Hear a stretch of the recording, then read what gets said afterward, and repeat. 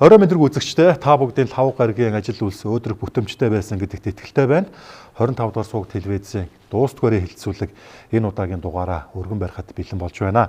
За сүүлийн үед Монгол улсын нийгэмд нэгэн анхаарал татсан 3 сэдв яригдж байна. За тухайлах юм бол буян тухай нисэн усны буудал дээр Монгол Оросын хамтарсан онгоцны түлш нийлүүлэх компанийг байгуулах талаар ерөнхийдөө тохиролцоонд хүрсэн гэж ярьсан. За мэдээж энэ нь бол нийгмийн талаас ч гэсэн эсэргүүцэлтэй тулгарч байгаа. За мөн нөгөө талдаа Сибирийн хүч 2 буюу Монгол улсын газар нутгаас дайран өнгөрөх байгалийн дамжуулах хоолойн асуудал ч гэсэн мөн нийгэмд нэлээд маргааны сэдэв болж хувирсан. За мөн өнгөрч оны сүүлээр Монгол улсыг Евразийн эдийн засгийн холбоонд илсэхүү үгүй юу? За магадгүй түр гэрээ байгуулад харилцан ашигтай ажиллаж болно гэсэн ийм зүйл дээр бол нийгэм бас л хоёр хуваагдчихад байгаа. За тэгвэл бид 90 минутын хугацаанд нэр бүхий 3 зочны хамтаар сая яг хэлдэг энэхүү сэдвүүдийн хүрээнд нээлттэйгээр ярилцаж үзэл бодлоо илэрхийлж за эцэст нь бас гарч ийлийг олъё гэж бодсон юм аа.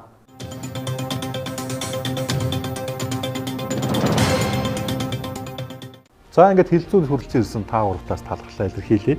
Би маш богино хугацаанд яг нэр бүхий 3 асуудлаар одоо ярих чагаа гэдгийг бол ингээд дурдаад өнгөрсөн юм аа. За манай өнөөдрийн хилцүүлэгт Монгол улсын баатар, за Ардсан хувьцуулын анхны зөвтгөлтнүүдийн нэг, за нийслэлийн засаг дарга бөгөөд Улаанбаатар хотын захирагч асан Батүл ирсэн байна. Эрдэнэм Батүл, Монгол улсын баатар, ардчилсан хувьцуулын зөвтгөлтөн, нийслэлийн засаг дарга бөгөөд Улаанбаатар хотын захирагч асан. За мөн эдийн засаг судлаач Лут Очир ирсэн байна. Сегментийн Лут Очир, эдийн засагч, судлаач. За мөн онц бөгөөд бүрийн дэлчин сайд Ахмад дипломатч, за олон улсын харилцааны судлаач профессор нийтлэлч Баярхүү ирсэн байгаамаа. Дашторжийн Баярхүү, онц бөгөөд бүрэн эрх дэлчин сайд олон улсын харилцааны судлаач, доктор профессор нийтлэлч. Дахин талархлаа илэрхийлээд өнөөдрийн хилцүүлэг аль биесээр нээж байгаа шүү. Тэгээ бидэнд цаг бага учраас шууд ажилдаа ер нь бол орё гэж бодож байна. За тэгээд би түрүү хэлсэн энэ буян тухайд одоо байгуулна гэж яригадаад байгаа 60-ыг харьцсан 40 харьцаатай юм хамтарсан компани талаар хэдүүлээ ихэндээ хүндхийн. За араас нь мэдээж энэ Сибирийн хүч 2 буюу Монгол улсын нутгаар дайран өнгөрөх энэ байгалийн төсөл ер нь яг ямар шатандаа явж байгаа бидэнд ер нь яг хэрэгтэй юм ашигтай юм гэдэг талаас нь ярилцъя. За 3 дугаарт ганц төмөр сайдаа одоо зүтгүүлээд байгаа Евразийн эдийн засгийн холбоонд илсэхүү нөгөө төгөрийн түр гэрээ гэж юу яг юу гэрээд байгаа талаар сэдв хэлцэр гэж юу гэрээд байгаа талаар ингээд ярилцъя гэж бодож байгаа маа. За тэгээд Батүл танаас эхлэе. За мэдээж энэ удаагийн дугаар бол ингээд нэг Орос Монголын харилцаан сэв суулгах гэж юм уу өөр одоо нөгөө түр хойлоо юу гэж ярьлаа Баярхүү доктор нөгөө Оросыг нэг үгүйсэх үзэл те одоо Рософоби гэж хэлэх бол Рософоби. За тий гидрүү бол хандах гэж яваагүй. Гэхдээ сүүлийн 1 сар орчмын хугацаанд бол яах аргагүй бидний ярих гэдэг 3 сэдэв бол нийгэм талцал авчирч байна. Их хурлын болон байнгын хороо. За ер нь энэ төрлийн 3 өндөрлөгч гэсэн энэ талаар бас тургай бас байр суурь илэрхийлэхгүй байгаа учраас нэлээд л юм тийм угдсан асуудал болж байгаа юм. Тэгэхээр хэдүүлээ системтэйгээр явъя. Энэ буян тухайд байгуулна гэдэг нь хамтарсан компани ер нь манад ашигтай юм ашиггүй юм. Та зүгээр улс төрчгээс илүүдгээс эргэн үеийн хувьд ер нь ямар бодлоо? Тэгээ эргэн үеийн хувьд бол энэ харахад бол одоо нисэх онгоцны буудалд онгоцны нислэгийг явуулах түлшийг хангах тухай юм шиг яриад байгаа юм. Гэхдээ тэр гэрээнийхийг харахаар ингээд нэлээд өргөөрөттэй бол авчиж байгаа тийм ээ. Тэр чинь нисэх онгоцны буудлаараа цогцлбор гэдэг тийм ээ. Тэр бүгдийг ингээд нэлээд өргөөрөттэй тодорхойлоод ингээд явцсан. Энэ нисэх онгоцны буудлын чинь бол Монгол улсад байж байгаа олон улстай хэлдэг манай ганц бомб олон улс илждэг юм. Манай одоо ганц байгаа бидний дэлхийдээ холбож байгаа бомб. Бусад хуурай газраар бол бид нар Орос хятадтай хуурай газраар холбогддог, тэрүүгээр дамжиж гардаг. Нисгээрээ бол бид нар шууд ингээд олон улс руугаар авчдаг юм бомб. За ялангуяа энэ бол 90 оноос хойш бий болсон одоо бидний нүдний цэцгийн мэт хайрлах хэвээр ийм одоо зүйл. За би тэгээд чамаа товч гэсэн учраас би нэг л юмнаас маш их боломжлоод байна. Энийг одоо дараа хэлээд байгаа юм. За тэр гэрэн дээр одоо Москвагийн арбитрийн шүүхээр шийднэ ч гэдэг юм одоо нэг юм залтуудтай. Үндэ чиний хэлдэг нь би бол Оросын эсрэг үзэлтэн биш шүү. Тийм үү? Зүгээр Оросд арчлын эсрэг авторитар дэглэм тогтсныг л би одоо эсэргүүцдэггүй. Яг бол Орос бол манай амьдралд маш чухал хүчин зүйл учраас бидэнд маш хамаатай учраас. Гэтэл Оросд нэг аюултай одоо нөхцөл байдал үүсчихэд байгаа нь бол Орос дүндээ бол ямар нэгэн бизнес хэлцээр, эдийн засгийн хэлцээрүүдийг одоо шүүхийн журмаар шийдвэрлэх явдал байхгүй болсон. Шүүхийн журмаар ерөөсөө шийдвэрлэдэг тийм шүүхийн тогтолцоо байхгүй болсон. Одоо бүх юмыг Путин шийдэж байгаа. Одоо би сая өчигдрөө Оржигдор хаан дээр эхнэр нөхөр Бакалчук гэл гарлаа шүү дээ. Одоо тэр чинь 24 оны 9 сард Москвагийн төвд буудалцаа тийм ээ. 2 хүний амь нас хөрсөн шүү дээ тэр чинь. Вайлбер сүлжээ. Вайлбер сүлжээгээд Владислав тэгээд нэг нь Бакалчук хоёр энэ тийм хоёр Бакалчук эхнэр нөхөр хоёрыг тийм ээ. Өөнд хооронд өмчөө ороод булаацалцсан ийм маргаанаас болоод хүн өвнөр гараад эн чинь Оросыг шуугуулсан юм болсон. За тэгэхдээ энэ юу гэж яана вөхөр үгүй тэр өн чөрөнгийн энэ гэрээ хилцлүүдийг одоо эхнэр нөхрийн хооронд хийсэн гэрээ хилцлүүд хүртэл шүүхээр явдаггүй байна шүү дээ. Тийм үү? Одоо бүр ийм клан маягийн явдаг болсон. Өөрөөр нэг нь Кадиров тандаад л тийм үү? Нөгөөх нь Сулейманов гэдэг одоо ийм одоо хоёр том ийм клануудад хамтаж Чечен Дагестаны клануудад хамтаж амь насанд хүрсэн ийм явдал. Өөрөөр хэлбэл энэ бол зөвхөн их тод илрэл нөгөө Вайлберс нэг том сүлжээ учраас. Одоо тэгэл дандаа маш их сүүлийн жилүүдэд явсан. Тэр банкны захирал байшин дээрээс унлаа нэг нь тэрийг очиод алдсан байна л гэн тэрийг очиод буутцсан байна гэж өөрөөр шүүхийн журмаар энэ хилцэл юу Москвагийн арбитрийн шүү тэр бол зүгээр л худлаа тоглоо. Ингэж хэлж байна тийм үү? Дотоод асуудлаа шүүхээр шийддэггүй байж манайхтай асуудал шүүхээр шийдэхгүй л гэж хэлж байна. Шүүхээр шийдэхгүй бүр их ослолтой. Тэгээд янз бүрийн болно. Хоёрдугаар зүгээр бид нарт Оросд хэд удаа холигдуулсан туршлага байгаа шүү дээ. Яг ийм чиглэлээр нэлээд холигдуулж огорсон. Ерөнхийлөгчийн айлчлалтай хамаагүй энэ өнгөрсөн оны харин Оросын улбаны улсын ерөнхийлөгчийн айлчлалын үеэр үзэглэгдсэн байгаа. Тэгээд би түрүү хэлсэн хоёр хэлцээр байгаа.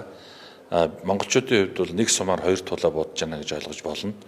Оросын улбаны улсын одоо нефть бүтээгдэхүүний импортон дээр, экспортон дээр ямар нэгэн одоо асуудлууд үүсэхэд энэ нь Монголд хамаагүй Монголд нийлүүлэх одоо бүтээгдэхүүний нийлүүлэлтэн дээр нөлөөлөхгүй гэдэг хэлцээр ихнийх нь. За хоёр дахь нь үүнтэй төстэй гэхдээ төрөл нь бол агаарын хөлгийн түвшин дээр орж ирж байгаа гэж ойлгож болно. Одоо саяхан их хурал дээр ширүүн шуугжсэн асуудлууд гэдгээс өмнө би бас нэг оршил ярих гэдэг юм л да. Бас монголчуудад мэдүүлэх ёстой юм юу гэдэг зэрэг 20 гаруй жилийн өмнө би өөрөө гадаад яамд бодлого төлөвлөлтийн зөвлөх байсан. Тэгэхэд бол мөн хөргөлийн үед, мөн хөргөл сайдын үед, Немагийн кол сайдын үед Евразэс буюу тэр үе софшста одоо Назарбаевын санаачилсан Евразийн эдийн засгийн хамтын нийгэмлэгт Монгол улсыг авсрах гишүүнээр юм уу, ажиглагч гишүүнээр илсүүлэх үү, энэ жилийн худалдааны хэлцээр байгуулах боломж бий юу? Энэ Евразэс гэдэг энэ том эдийн засгийн орон зайд Монголын байр орон зай байх уу, эндээс ашиглаж болох уу гэдэг асуудлыг судлуулад албан товчид ингээ явж ирсэн юм байна. Тэгэхээр бол санаачлал Монголын талаас гарсан юм байна. За энэ Евразийн эдийн засгийн хэлцээр гэдэг чинь олон үе шаттай явсан. Чухам яг Орос-Украин дайны өнгөн дээр өнөөдөр Оростой байгуулах болцоход байгаа нь эмзэг асуудал болохоос биш. Ерөөсөө монголчуудын тэр нэг ерөнхий нэг уур амьсгал Орос захтай итгэдэг, Монгол зөвлөлтийн найрамдалд итгэдэг, түүнийг хүсдэг, мөрөөддөг, ухарч мөрөөддөг. Тэр нь бол Евразийн эдийн засгийн холбоотой чөлөө худалдааны хэлцээр байгуулах асуудал бол монголчуудад бол тийм эергээр тусгаар байсан. Одоо дайны өнгөн дээр бид дайгаад байна шүү дээ, тий? Орос-Украин дайны фон дээр. За нөгөө шатхуун түвшний асуудал. Ерөөсөө Монгол улс энэ орчин шинжилгээний 35 жилд Монгол улсад хамгийн өндөр хэмжээнд хөгжсөн салбар бол хувийн машин. Автозам болоод автозамын энэ машины сүлжээ, энэ төгжрөл гэдэг нь аимшигтай гамшигт тулцлаа шүү дээ.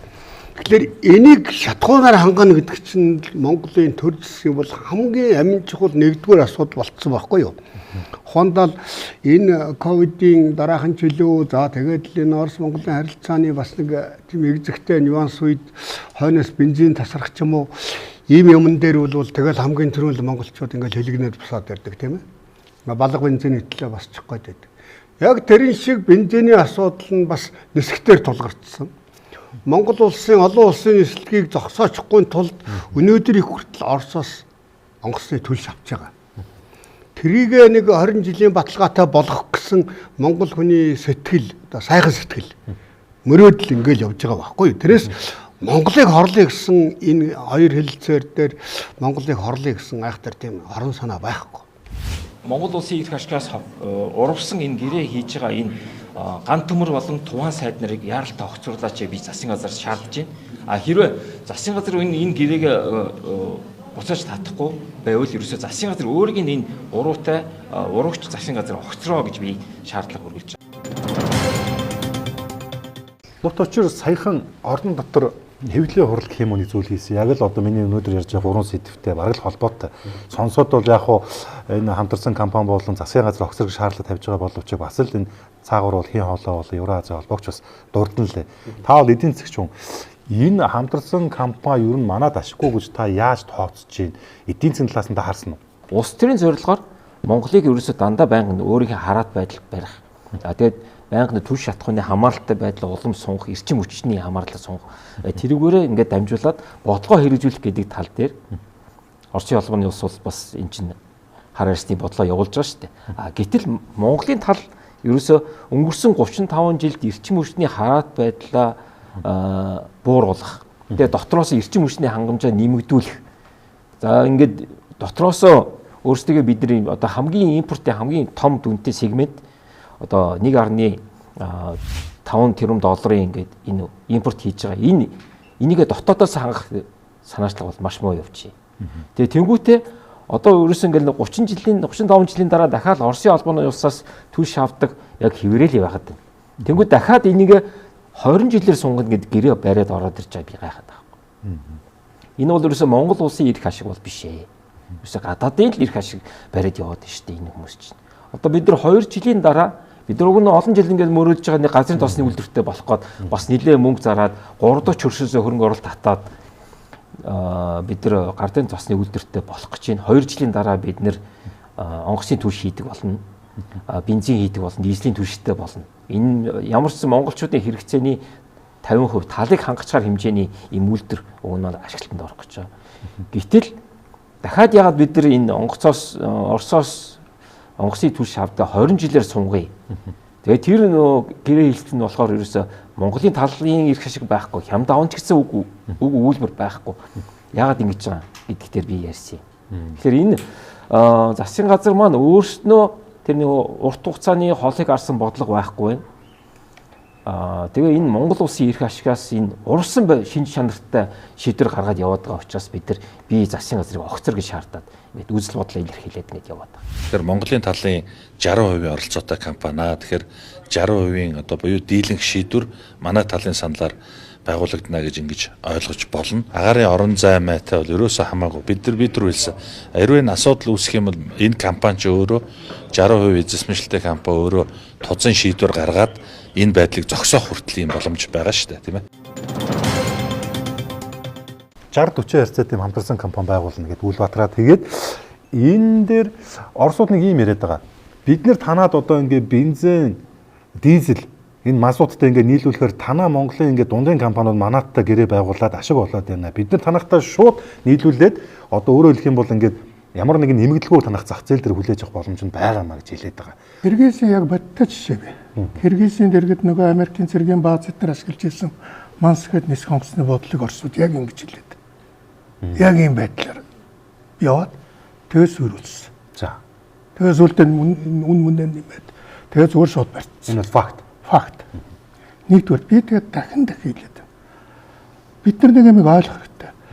Жишээ нь эдийн засгийн одоо ийм хамтын ажиллагааны гэрээ бизнесийн ялангуяа бизнесийн гэрээнүүдийн зөрчлийг алга хүчирхийллээр шийддэг байхгүй юу? Энийг бид нар ерөөс анхаарлаас авч хайж болохгүй гэдэг шүү дээ.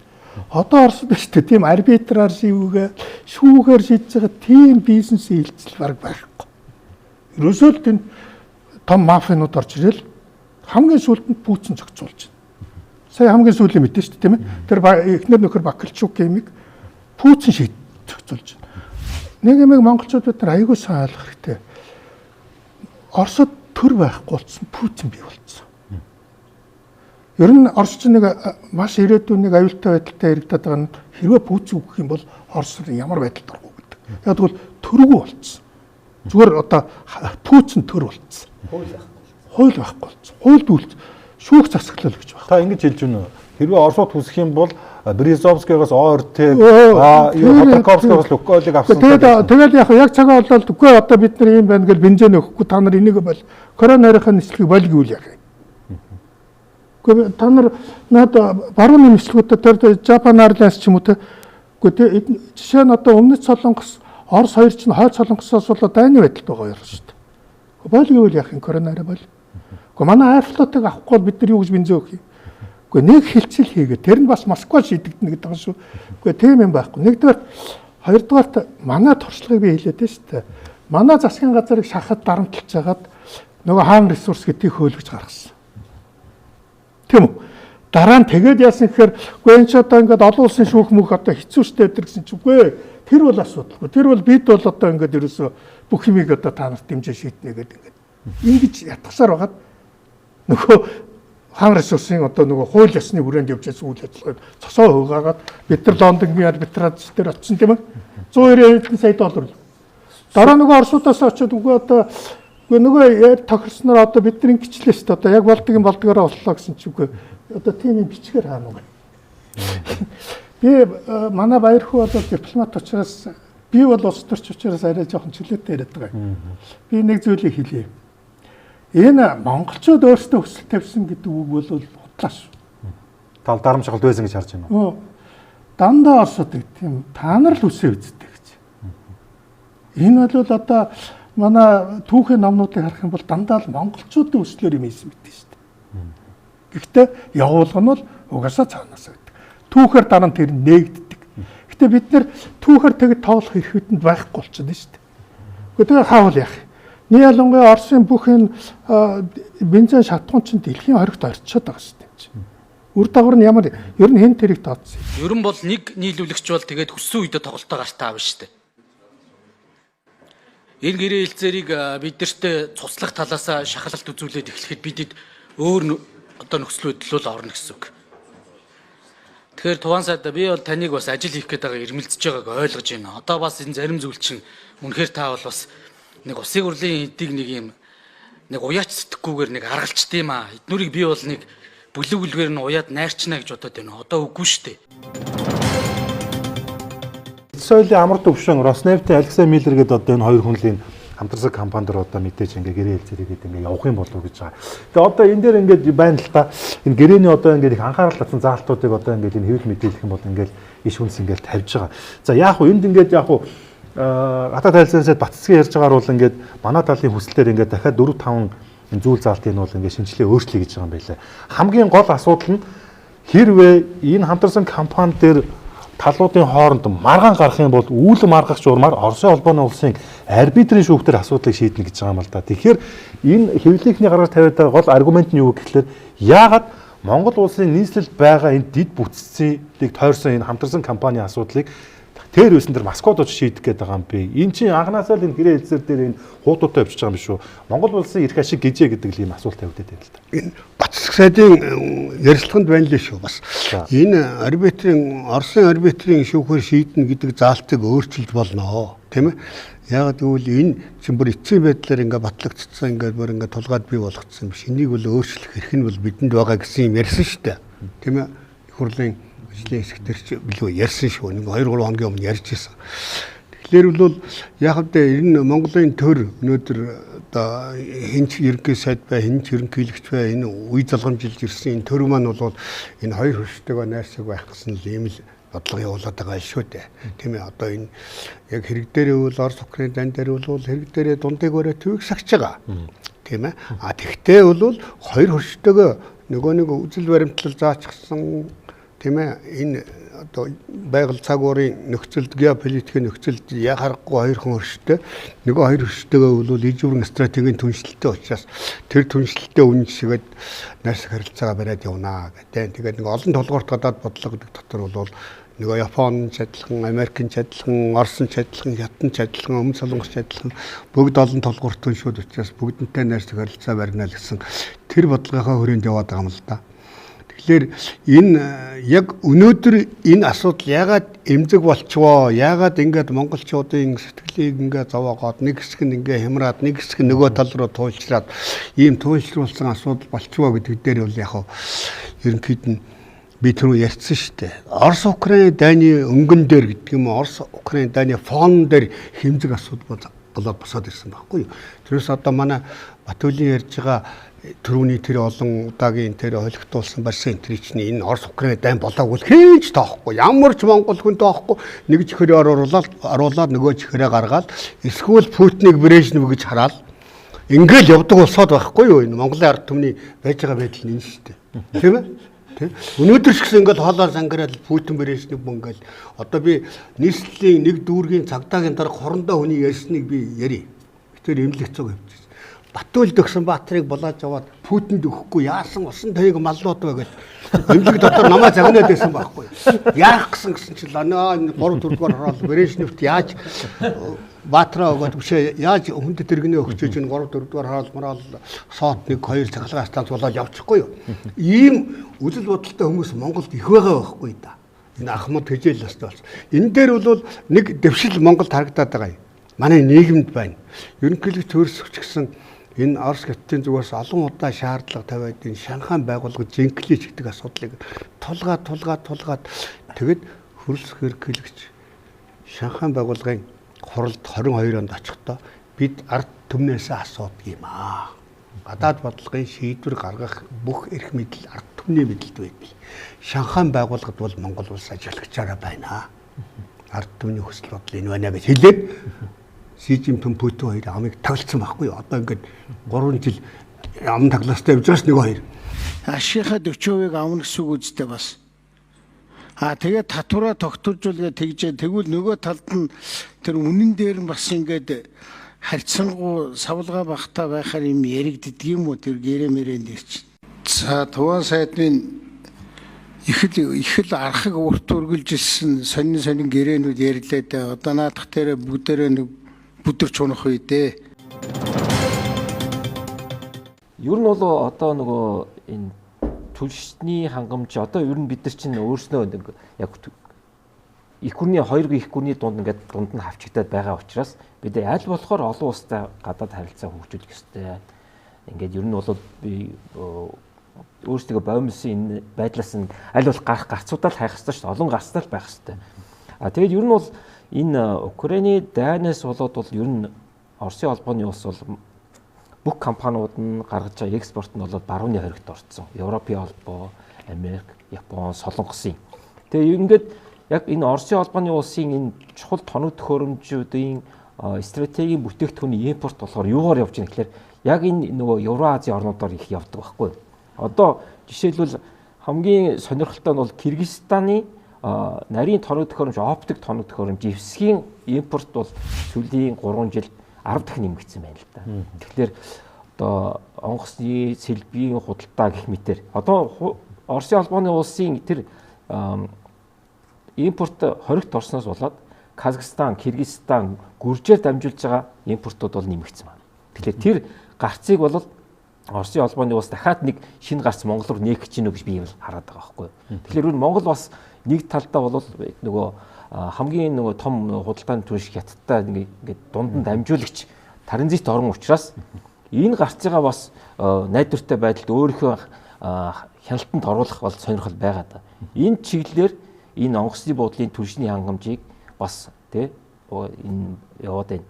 Ингээд дамжаад эн чинь бас цаана өөр утгатай яваад байгаа шүү дээ. Тэгээ би бас гайхаад байна. Бид нар чинь Японы засгийн газрын хөнгөлөлтөө зээлээр энэ хөшгийн үндийн онгоцны буудлыг байгуулсан шүү дээ. Гэтэл бид нар яагаад Японы засгийн газартай хийсэн гэрээнийхээ заалт зөрчилж гинүгүй бид нар шалах хэрэгтэй шүү дээ. Яагаад бид нар энэ дид үтсийг бусад улсын компанид хамтарсан байдлаар ашиглуулах ёстой. Бид нар энийгээ бас бодох хэрэгтэй шүү дээ. 3 дахь хөршийнхөө тий. Гэхдээ энд нэг шатхуунтай холбогдсон нэг ийм эндүү ташаа юм яваад шүү. Бид нэр Оростой шууд шатхууны гэрээ хийхээс манай компаниуд дандаа олон улсын биржээр дамжуулж идэг болчихсон. Хоригоос олж тий. Тэгээ эн чинь аюул учиртай шүү. Тэгээ өмнө олон улсын бирж. Өөрөөр хэлбэл Орос тэрийг таслах хэрэг байхгүй. Монголчуудыг одоо ингээд шууд бензин хаахгүй байгаа ч нүст Орос тийх ирэх байхгүй. Яг тэгвэл Орос бүр баларна нөгөө тийм үү? Олон улсын бирж дээрээс зуучлаар хийчихсэн гэрээтэй байхгүй Монгол. Нэг ясандаа бид нэр үнийг хэлэхэд олон улсын бирж дээрээс бензин авч байгаа гэдээ ойлгочмоор. Оросод шууд аваагүй. Оросууд энийг шууд болох гэдэг байгаа байхгүй юу? Гол нь аюулна. Өөрөөр хэлбэл хоёр талын хилцээр энэ компани байгуулах гэдэг шүү дээ. Нөгөө олон улсын биржээр баталгаажуулж авдаг шатхуун. Бид нар одоо ерөнхийдөө монголчууд нийтээр л ойлгомоор байна. Бид нар зүгээр л олон улсын бирждээс бензин авдаг. Тэр нь Оросын бензин юм уу те хиний бензиндээ биш. Ерөөсөө бид нар ингэж авдаг болсон байхгүй. Энэ манай аюулгүй том дэвшил байхгүй. Манай ялангуяа энэ газрын тосны агентлаг гарч ирээд энэ газрын тосны нийлүүлэлт хийдэг болсон энд хувьсгал хийсэн байхгүй бид нар. Энийг ойлгооч гэдэг. Тэгэхгүй бол тэр жил яагаад энийг хийсэн гэхээр түрүүн ч хэлсэн. Яг тэр жил баяр үтээр телевизээр орж муудалцсан байлаа. Өөрөөр хэлбэл нөгөө Роснефть орж ирээд танаад шууд бензин нийлүүлдэг гэчихгүй юу? Тийм үү? Тэрийг би эсэргүүцээд юу гэж байгаа юм бэ наа чинь тэгвэл бүх шатхууны энэ бүх агуулга бүх юм чинь 100 Оросын мэдэлд орчихно. Өөрөөр хэлбэл Роснефть бензин нийлгүүд тэгвэл манай бизнес шатхуун нийлүүлдэг нөгөө бирждээс нийлүүлдэг тэр зарчим байхгүй болоод бид нар шууд Оросын Роснефтийн харьяат болох байхгүй. Тэгэхээр энэ нюансыг бид нар одоо энэ яагаад бат цэцэг сайд эдгээр мэдэхгүй байгааг би ерөөсөй ойлгохгүй байгаа байхгүй. Би ахаад хэл монголчууд олон улсын төсөл дээрээс авч байгаа шүү бензин. Одоо нэг хувийн компани тэрнийг аваад нийлүүлдэг. Тий, тэгээд хувийн компани тэрийг аваад нийлүүлдэг байхгүй юу. Тэгж ярих юм бол бүр 3-4 хөршин эдгээр зуучилтаа авдаг. Яг нарийнда бол. Энийг манай иргэд ойлгохгүй байна. За одоо улс төр ингэж хөвөрж ийн л та. Одоо Ардсан нам хамтран засгийн гарагт орсон. Тэнгүүдээ нэр бүхэн яамдыг авсан байдаг. Тэнгүүд одоо Ардсан намаас юу гэж гонгинж нэхлээр биднийг зориуд дээр юм асуудалтай магадгүй эргэж яг ялаа үргэм дээр ингэж хайсан байна гэж одоо энэ хилээд ах шиг байна тийм зам тэрийн сайдын тувааныгаа хэлж ах шиг байна. За тэгэл одоо энэ юмнуудыг хэлж байгаа. За Ардсан намын бүлэг бол асуудлаараа ингэж завсралгаа авч явах жишээний. Тэгээд нэг юм байна л да. Би та гураас асууж байгаа шүү. Та нар хэн ч хариулж болно. Илгээрч намаас ч гэсэн бас өмнө жилжил байгаа. Тэр нөгөө газрын тус боловсруулах үйлдвэр нь юу болсон бэ? Эндхийн зээлээр баригдчихж байгаа. Энэ яг үндсэндээ бидний ачаагүй байдалтай холбоотой л доо. Үнэхээр бид нар энэ өнгөрсөн 30 гаруй жилийн хугацаанд энэ бензин, дизель, мазутаа өөрсдөө боловсруулах үйлдвэрлэх тийм боломж нь байсан юм уу, байгаагүй юм уу? Одоо ингээд нэг асуудал болохоор ингээд нэг Орос бидний ахын дүүс юм шиг, дайсан юм шиг те итгэж болохгүй юм шиг ингээд юм явж идэг. Тэгээ ер нь энэ асуудлыг одоо зэгцлэхгүй бол энэ зүйлдээ нэг нь маш их хортол байна л та. Нэг хэсэг нь одоо Оросыг үзэн яадаг, нэг хэсэг болохоор ах トゥ гэдэг ингээд явж идэг. Энд чинь сайн мууч манай хурш. Нөгөө талдаа бидэнд бодох юм бол байгаа л баг. Гэхдээ яг Оросгоос илүүтэйгээр бидний шалтгаалсан зүйл ер нь яг энэ ойрын үед л болоод байгаа юм шүү. Доктор та үзэж. Тий, ер нь яг үдэ би нөгөө Орософоби ярихгүй гэдэг яг анхаар бид нэр тохирсон шүү дээ. Тэгэхээр бол энэ Оросын эсрэг үзэл биш л дээ. Миний ярьдаг юм бол энэ Оросын геополитик. 400 жил явцсан их гүрний геополитик. Нутаг дэвсгэрээ тэлдэг, нутаг дэвсгэрийн эзэнт хөрөнгө дэлхий дээр цорын ганц Орос одоо үлдчихэд байгаа. Одоо нутаг дэвсгэрийн эзэнт хөрөнгө гэсэн тийм хочтой, тийм ээ. Нутаг дэвсгэр цуглуулдаг, нутаг дэвсгэрийн төлөө дайнд явдаг, тийм ээ. Одоо өнөөдөр Украины дөрвөн мужийн Кримтэй ингээд аль биесээр Америкээр зөвшөөрүүлж хагаад Даны галаа зогсоогоод ингээ Балтха болиё гэдэг ингээ тулгаад байж байгаа л да. Хамгийн сүүлийн байдлаар. Тэ. Тэгэхээр ийм бүрэн багхгүй да. Тэгэхээр энд бол Путин байна уу? Путины оронд Медведев байна уу? Тэрний өмнө Ельцин байна уу? Горбачев байна уу? Ялгаа байхгүй. Ерөөсөө л их гүрний том геополитик яваад байгаа. Тэгэхээр их гүрний геополитикийг бид нэг сар мөгжүүлэх гэдэг юм уу? Яаж игээд Монголд аюулгүй хүлээж авах нь авна. Тэгэхдээ аюулгүй авах одоо 37 он давчихгүйгээр хүлээж авах нөхцөл болцол нь юу ихтэй зэрэг 90 онд бидэнд олдсон арчлал бөгөөд энэ арчлалын дараа монголчуудаа сонгож авсан 3 дахь хөршийн гадаад бодлого тийм энэ дээрээ бол бат зогсож байгаа. Манай энэ засгийн газар бол өнөөдөр 3 дахь хөршийн гадаад бодлого дээр за мэдээж ганц Орос байна. Орос бол ижүүрэн стратегийн түншлэлийг найрсаг хамтын ажиллагаа Өнөө тухай гэрээтэйгээ ингээд хамтруулаад байгуулсан. Бүр орой дээр нь Орос залгарч байгаа юм. Гэхдээ өнөөдөр бол 18 улс болоод Европын холбоотой түншил хамтын ажиллагааны маш сайн харилцаа тогтоосон байна. Стратегийн түншин бол одоо 10 руу тогтож байна, тийм ээ. Стратегийн түншлэл тогтоосон болсон. Онцгой түншлэлгээл Америктай, Японтой гэл яваад явчихсан. Одоо Франц араас нь ороод ирж байна, тийм ээ. Украин хүртэл дотор нь байж байна. Европын холбоотой түншил хамтын ажиллагааны тухай хэлэлцээртэй. Тэгэхээр энэ олон улсын харилцаанд Монгол улсын явуулж байгаа олон тулгуурт гадаад бодлого, гурав дахь хөршийн бодлого гэдэг маань тэр бүрийн одоо хоёр хөршид таалагддаг юм аа. Яг тэгвэл бид өнөөдөр 35 жил энэ ардчил шинжилгээний замнаад гадаад бодлогоо бие дааж явуулаад өнөөдрийг хүрэхдээ манай Лутачир хэлээд шүү дээ. 35 жил эрчим хүчний хамаарлаас, шатхууны хамаарлаас гарах талаар үеийн бүх засгийн газрууд олигтой ямар ч ажил хийж чадаагүй. Өрөө тунхагийн чанартай юм уу, туу цаажилсан юмнууд зөндөө байна. Зовж нэг энтхийн хөрөнгө оруулалтаар тийм ээ одоо нефть боловсруулах үйлдвэр байгуулаад одоо ингээл явж штэ. А гэтэл 1961 онд Ардын хувьсгалын зөксөнлийн байгаар Монголын сайхан орон гэж миний аавын бүтээсэн кино дотор Зүүн Баянгийн нефтийн үйлдвэр олцтол ажиллаад нефть ориглоод Зүүн Баянд бүр хот байгуулчихсан.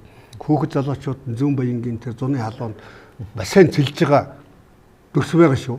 Оросын эсрэг дуурсан нөгөө талдаа Эрлиз, Хорлиз, Хужаа болоо явчихж байгаа шүү дээ, тийм ээ. Тэгэхээр өнөөдөр яг Монголын нийгмийн өнөөдөр яг биетэй бодтой байж байгаа яг энэ зүгээр ард түмний ердийн примитив сэтгэлгээний дотор харалта. Украин дэмжиж байгаа нэрлиз, Хорлизууд. Оросыг дэмжиж байгаа нь цэвэр монголууд болцсон явж байгаа шүү дээ. Нэг хэсэг хүний тархин дотор тийм. Тэгээ яг тэр өнцгөөсөө өнөөдөр өөрийн чи яриад байгаа энэ асуудлыг хараад ингээл маргаад байгаа юм. Яг ер нь нэг юм бид нар ингээд бүгд сайн ойлгох хэрэгтэй. Тэрний ойлгох хэрэгтэй байна. Тэрний үхээр зэрэг ямар ч улс төрч ямар ч ирийн ард иргэд бол энэ хоёр хөршүүлвэл манай орсон тогтнолын үндэс гэдгийг мэднэ. Тийм үү? Бид энэ хоёр хөрштэйгээ сайн харилцаатай байх ёстой, тийм үү? Ингээд энэ хоёр зах зээл рүү айлуулах ажиллах ёстой. Энэ бол бараг л Монгол хүний хар ухаан дотор байдаг зүйл. Бид тэр хэмжээгээ мэддэг байхгүй юу? Мэдэн ш тийм ч бид нэр. Аюу сайн мэднэ. Тийм ч учраас манад бол энэ харилцааны асуудал дандаа ингэж ард түмнэр хэлцэгдээд идэг тийм. Яг тэгээд гадаад бодлогын үзэл баримталтаар маш нарийн залт байдаг шүү дээ нэг. Тэрний үхээр хоёр хөрштэйгээ энэ тэрүүгэнд харьцнаа. Хоёр хөрштэйг нь энэ тэрүүгэнд харьцна. Гэхдээ энэ харилцаан дээр түүх уламжил соёлынхаа туршлагыг их анхаарна шүү гэж энэ айгүй хар харьцагны үг байдаг байхгүй тийм ээ. Нөгөө түүхээ юу боллоо бид нар тийм ээ. Яалаа энэ хоёртой харьцахтаа. Яаж харьцчихлаа гэд энэ гадаад бодлогын үзэл баримтлалаа хүмүүс энийг харин сайн үзэх хэрэгтэй. Гэтэл ингээд за жишээ нь одоо хардаа их хачин болдог. За ингээд Оростой чөлөө тодалтай нэгрээ хийгээл ингээд одоо туугаарэл гүгэл ханик хэсэг нөтөд. Гэтэл хятадтай бид нар хэд удаа ярихад тэрийг унгаж ирсэн байхгүй юу? Гэхдээ тэгвэл бид нар ч юм шүү дээ. Одоо тэр гадаад бодлогын үзэл баримтлалаар одоо хятад Орос хоёртойгоо энэ тэнцвэртэй харьцаж шүү гэсэн байхгүй юу? Хэрвээ Евразийн юу холбоонд орж байгаа юм бол тийм үү? Тэгвэл хятад ажиглагч байгаа. Тийм байгаа хаа? Евразид ажиглагчуд юу байгаагүй. Тэрэнд ямар нэг оролцоогүй. Тэгээд тэгэхээр зэрэг бид нар ойлгох хэрэгтэй. Энэ тэнцүү харьцна гэлцсэн. Тэгвэл бид нар ийшээ чөлөөт тодалтай хийж байгаа юм бол ийшээгээ тэгвэл 2000 оноос бид нар бас тавьсан санал байхгүй юу? Чөлөө тодалтай хийгээд тийм үү? Тэгэхээр энэ хоёрлаа энэ тэнцүү явуулсан шүү дээ. Тэгээ бас нэг хүмүүс энэ нөгөө Евразийн гэрээг өмөрч байгаа нэг үнцэг гаргаж ирээд байгаа байхгүй. Одоо бид нар Оросын холбооны улстай худалдааны алдагдaltaй байна. Гэрээ байгуулаад худалдааны балансыг бас жоохон тэнцвэржүүлж чиглэл рүү явна гэж яриад байгаа. Энэ шиг худлаа юм бол байхгүй байхгүй. Одоо бид нар яг Оросын холбооны улсаас юу авч ийн, юу экспортод гаргаж ийн гэдэг дүнгээ харахаар одоо бид нар Оросын холбооны улсаас 2.4 тэрбумын импортын бараа авч ийн. Тэрний 1.9 нефть бүтээгдэхүүн байгаа байхгүй. А тэгээ бусад 500 сая юу вэ гэхээр за арх тамхи согтууруулаханд 80 сая, цахилгаан 180 сая, буудаа 14 сая. За тэгээ нөгөө өндөг ургамлын тос, маргарин, гахаа мах гэд ингээд дандаа хүнсний бараа одоо нэг дэлгүүрт байдаг нэг ариал нэг угаалгын унтаг мунтаг гэдэг. Одоо угаасаа бид нар аль хэдийн худалдаж авдаг бараанууд импортын татваргүй орж ирэх нэ. Эсвэл багасаад орж ирэх нэ. А бид нар хариуд нь юу өгч байгаа ингээд экспортын дүнгээ харъя. Тий. Одоо ерөөсө баг юу ч байхгүй шахав. Одоо нөгөө хуучин бол нэг жаахан жонш гаргадаг байсан. Бор өндрийн ухаагаас гаргаад ингээд одоо тэр бол ерөөсө байхгүй болцсон. Одоо бидний эрдэс баялагын баяжмалыг хин авч ирэхлээр ерөөсө урд хүршмэл авч байгаа байхгүй 95% дээр урагшаа явж байгаа. А хоошо бид нар Оросын холбооны улсын юу экспортод гаргаж байгаа гэхлээр байхгүй. Бид нар яг үндэ хэлэхэд тэр нөгөө экспортын шаардлага хангасан олон сая 300 сая хүний зах зээл дээр гарах олон улсын стандартыг хангасан бараа бүтээгдэхүүн байхгүй л байхгүй да. Тэгэхээр бид нар худалдааны баланс тэнцвэржин гэдэг хоосон яриа гэдгийг бид нар ойлгох хэрэгтэй. За ямар ч ихний сэдвээ хэдүүлээ яаж зөв төрдөө ингээ хай. Ямар ч ойлгомжтой. Тэгээ би зүгээр нэг бодлоо хэлж байгаа шүү. Энэ асуудал дээр бол Ардс намын бүлэг бол энэ юуг бол зөвтгүүлэх шаардлага байхгүй дэмжгүйг илэрхийлсэн. Ардын намын бүлэг бол ер нь бол энийг батлуулцах сонирхолтой байгаа юм байлээ. Цаашаа дахиад судална Оросын талаа ярилцсан гэж байгаа. Тэгээ би нийгэм гайхаад байдээ. Францын одоо энэ хөрөнгө оруулалттай санаачилсан ураны төсөл дээр энэ жагсагчид их уурлаа тэр сая тэр компани захирлыг зодож байгаа харагдсан. Энэ түншний асуудлаар болсон чи огт чимээгүй манай жагсагчид байгаад байгаа. Тэгээд мэдгүй юу ч болоод байгаа юм тий. За тэр наач айгүй чухал асуудал үнчээд байгаа. Энэ 30 жилд нэг л юм хараарай тийм үү? Энэ хятадтай харилцаагаа гүнзгийрүүл хэдийн засгийн харилцаагаа нээлттэй болгох ч гэдэг юм уу тийм ээ? Тэгэл боон жагсаал цуглаан боон хятадтай ирлийц тийм ээ? Бөө юм болно. Тийм үү? 3 хөрш бусад хөрштэй харьцаа юмаа хий хөрөнгө оруулалт тавь жагсаал цуглаан хятадтай ирлийц. Гэхдээ 3 хөрш өөрсийг хүртэл дэмжсэн хятадтай ирлийц. Ягаад Америк ирлийц байж болтгүй ер нь? Ягаад Германы ирлийц байж болтгүй? Та нар энийг л харъя. Энэ нөгөө динамик юм. Тийм үү? А ингээл Оростой харьцах гэхээр зэрэгэл ерөөсөө бүр энэ шиг гоё юм байхгүй гэл тийм ээ.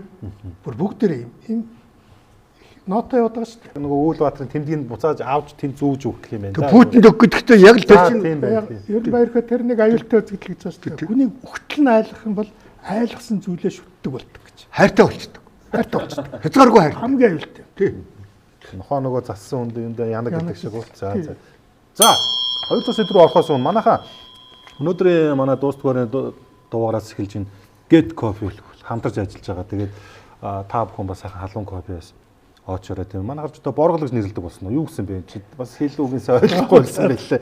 Тийм. За тэгээд юу хөө тууштай байдал за амт чанараараа алдартай пропат технологийн төхөөрөмжийг ашиглан кофений үрээ Монголдо нарийн хуурч за кофений чанараа дээшлүүлж экспрессо усны төгс харьцааг хангаж баялаг тэнцвэртэй амтыг бол бий болгох юм байна. Тэгээд өөрт хамгийн ойр одоо салбраас энэхүү одоо чанартай кофег бол одоо ууж өөрийгөө сэргээх боломжтой шүү. Нарийн технологиор Монголдо боловсруулж хуурж бэлтгэсэн шинэхэн үрийн Get Coffee-г за CEO одоо сүлжээ дэлгүүрийн бүх салбарт одоо ингээд худалдаалж байгаа шүү дээ. Манайхан сайхан амцаар. Надад бол таалагдсан. Таалагдж байна. Сайхан тий. Баяргүй ах илт коммент хэлэх кофен дээр тэр энэ дуустгүй яриа нэвтрүүлэх данх удаа кофений машинаас хөөрлөлдсөн байна л да. Өнөөдрөөс эхлээд бид энэ шинэ кофений машины анхны бүтээгдэхүүнийг амсаа сууж байгаа ийм одоо ховор тохиолдол гэж тийм ээ. За манайхан тэгээ сайхан.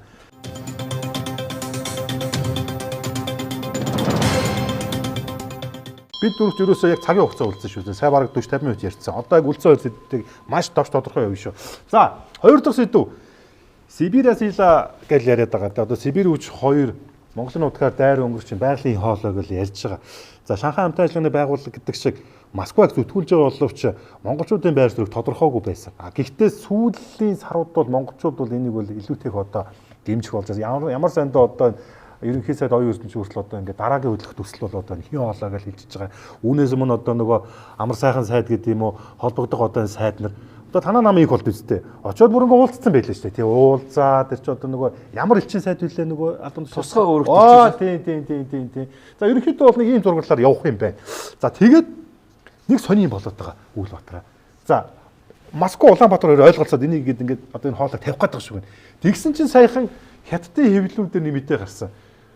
Бээжингийн хувьд бол энэ Монголын утгаар дайрахын хоолойн төслийн эдийн засгийн үр өгөөжийг олж харахгүй байна.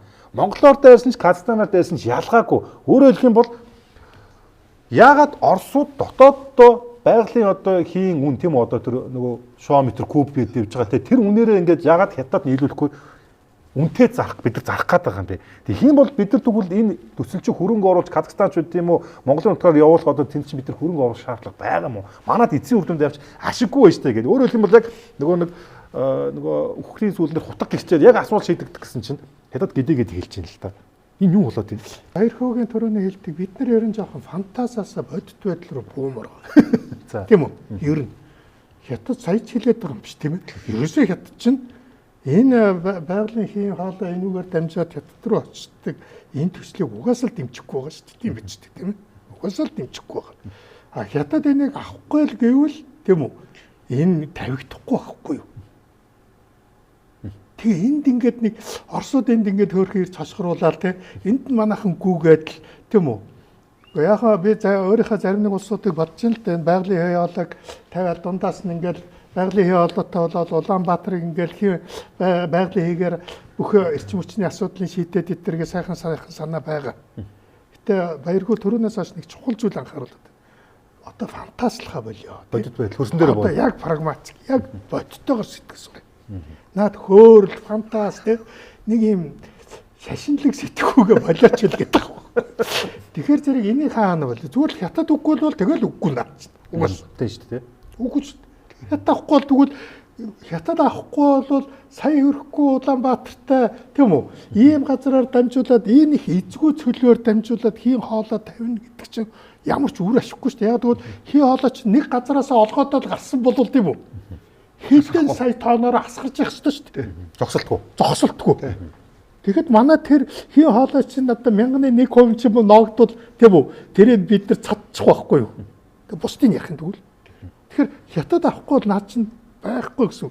Тийм учраас би бодоод байдгийг ингээд бусад газар нэг яг төрийн асуудлыг нэлээд нухацтай бодож шийддэг тийм.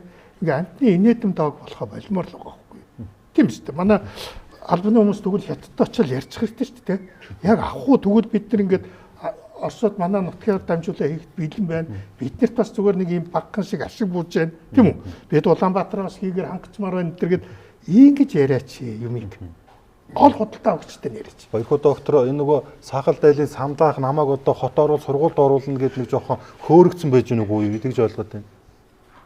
Энэ эцсийн байдлаар Орос хят хоёр бол энэ дээр нэгдсэн шийдэл түрээгүй байна. Тийм ээ?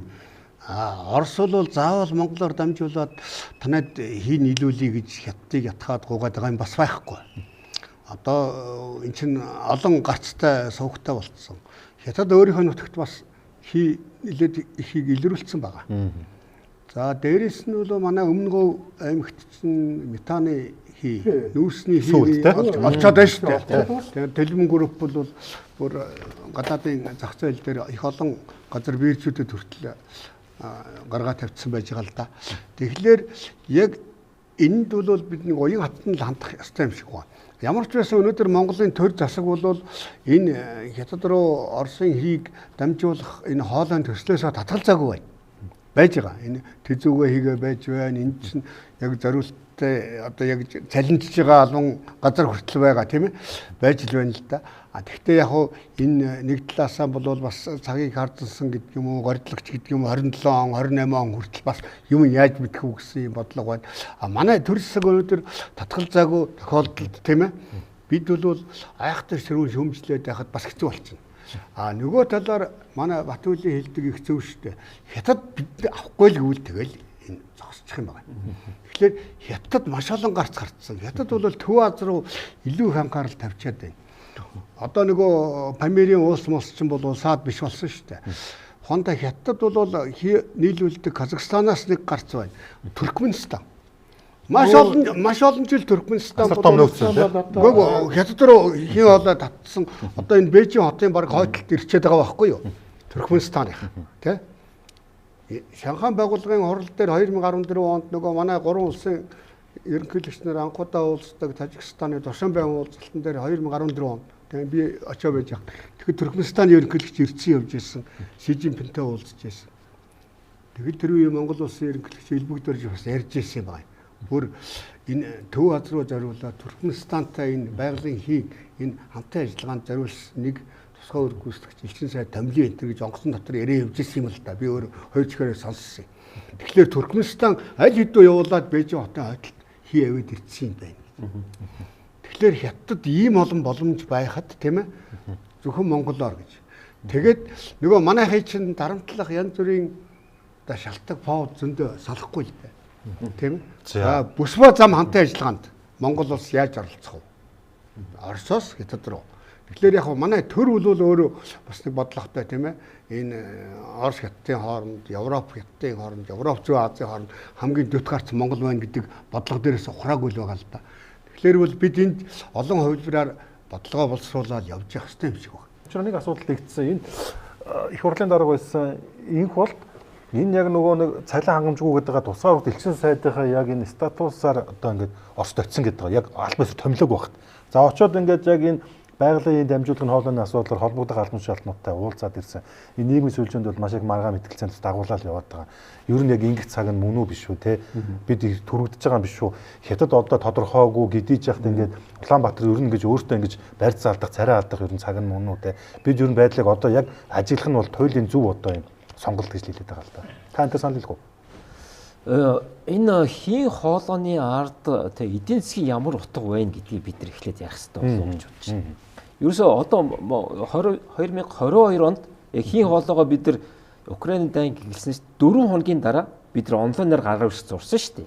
Амар сайхан шатлаа сайн санаж байна тий. 4 хоногийн дараа байхгүй Украины дайн эхлээд одоо цаад нөгөө Орос чинь нөгөө төрөмгийн дайн эхэлсэн байхад энэ чинь ерөөсөө улс төрийн агуулга яваад байгаа байхгүй. Эдийн засгийн агуулга ерөөсөө байхгүй байна. Яг тэгэхээр яг хийн хоолой маань эдийн засгийн агуулгатай төсөл маань яг Европын албаар руу нийлүүлэгч байсан. Тийм үү? Тэр чинь 10 тэрбум доллар бас нэлээд мөнгө зарцуулаад Германы банкнаас Оросын Газпром өөрсдөө мөнгө гаргаад нэлээх мөнгө гаргаад ашигтай төсөл байсан.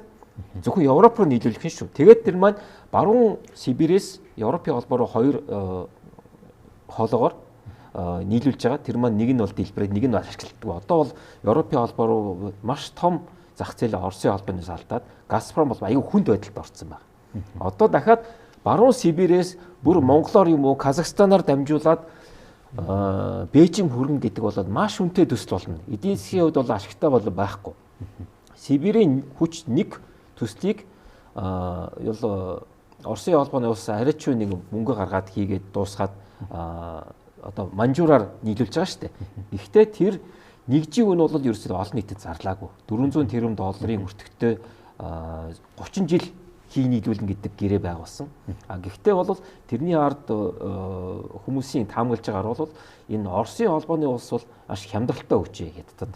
Хятад бол ерөөсөө хийгээ эрчим хүчнийг хангаж аль болох олон улсаас нэг улсаас хит хамааралтай байдлыг орохгүй тулд олон их усүрээс гэдэг бодлоготой яваад байгаа. Гэтэл Оросын албанаас аль хэдийн Сибирийн хүч нэгээр авч явах байдал дахиад 2 дахь хоолоогоор тэгээ авч байгаа хэмжээг нэмэгдүүл сонирхол байхгүй. Авбал танаа дотоодын үнээр авъя гэдэг ийм тулгалт яваад. Ийм игзэгтэй цаг үед монголчууд бас айгүй тийм би галаар нааж л гэж би дотор хараад байгаа байхгүй. Энэ бидний яг одоо тоглох ёстой сэтэв мөн үү? Байдлыг харж яахгүй бол ингээд бид ингэж гүүгээд байгаа нь эцээд ямар одоо геополитик гэдэг юм уу, геостратеги гэдэг юм уу, баяргуу доктороос хэлэх бах те юунд хүрэх бол гэж бодоод байна л да. Харин тэгэхээр энэ нэг түрүү Лутаач хэлсэн баярхууч хэлээд байгаа. Энэ нэг юм аягүй сайн бодож. Украины дайны өнгөн дээр гэж зориуд хэлээд шүү дээ. Тийм үү? Энэ Украины дайн чинь олон улсын харилцаа бүх олон юмыг одоо үндсэнд нь тодорхойлоод иддэг болчиход байна шүү дээ. Тийм үү? Бодлоо бид нэг юм жоохон ойлгомоор шүү дээ. Хятад улс хүртэл барууны хоригоос болгоомжлоод тийм үү? Оростой бол маш хязгаарлагдмал тийм ээ. Маш минимальны юм эдийн засгийн үйл ажиллагаа явуулж байгаа шүү дээ. Тэгж ярих юм бол тийм ээ. Банк нь бүр бүгд ингээ зайгаа барьцсан. Хятад шүү дээ. Хятад шүү дээ. Боддоо тэр хавар гэнэ. Дэлхийн эдийн засгийн 2 дахь. Тэр олон улсын хоригоос цутаагаад байна шүү дээ. Хайгаад байна шүү дээ. Гэтэл Монгол дандаа тийм хориг руу зүтгүүлсэн юм хийгээд байгаа байхгүй Монголд. Энэ одоо бүх яриад байгаа бодлого ингээ багцаар нарах юм л дээ. Үнэндээ бүтэхгүй одоо жишээ нь тэр байгалийн хий хоолойч гэдэг юм уу те одоо энэ нисэх онгоцны тухайч гэдэг юм уу яг үнэндээ энэ нисэх онгоцны чинь цаана бол Оросын нисэх онгоцны том салбар чинь өөрөө хоригт орцсон байхгүй сэлбэггүй болцсон тоног төхөөрөмж болцсон тийм тэгэхээр энэ хориг дээр нэг юм Монголыг онгойлгохгүй л зүтгээд байгаа нэг юм яваад байгаа байхгүй гэтэл бид нар энд нөгөө хөөр бол фантазлаа те амар одоо чухал юм ярьж гүйжчихэд тэгээ хоригт орчвол яах вэ? Ийм шүү. Оросын нөгөө хийн хоолойн төсөл хийн хоолой маань өөрөө барууны орхит орцсон. Одоо янз бүрийн нарийн тоног төхөөрөмжийг бол баруунаас авч чадахгүй байгаа. Тий.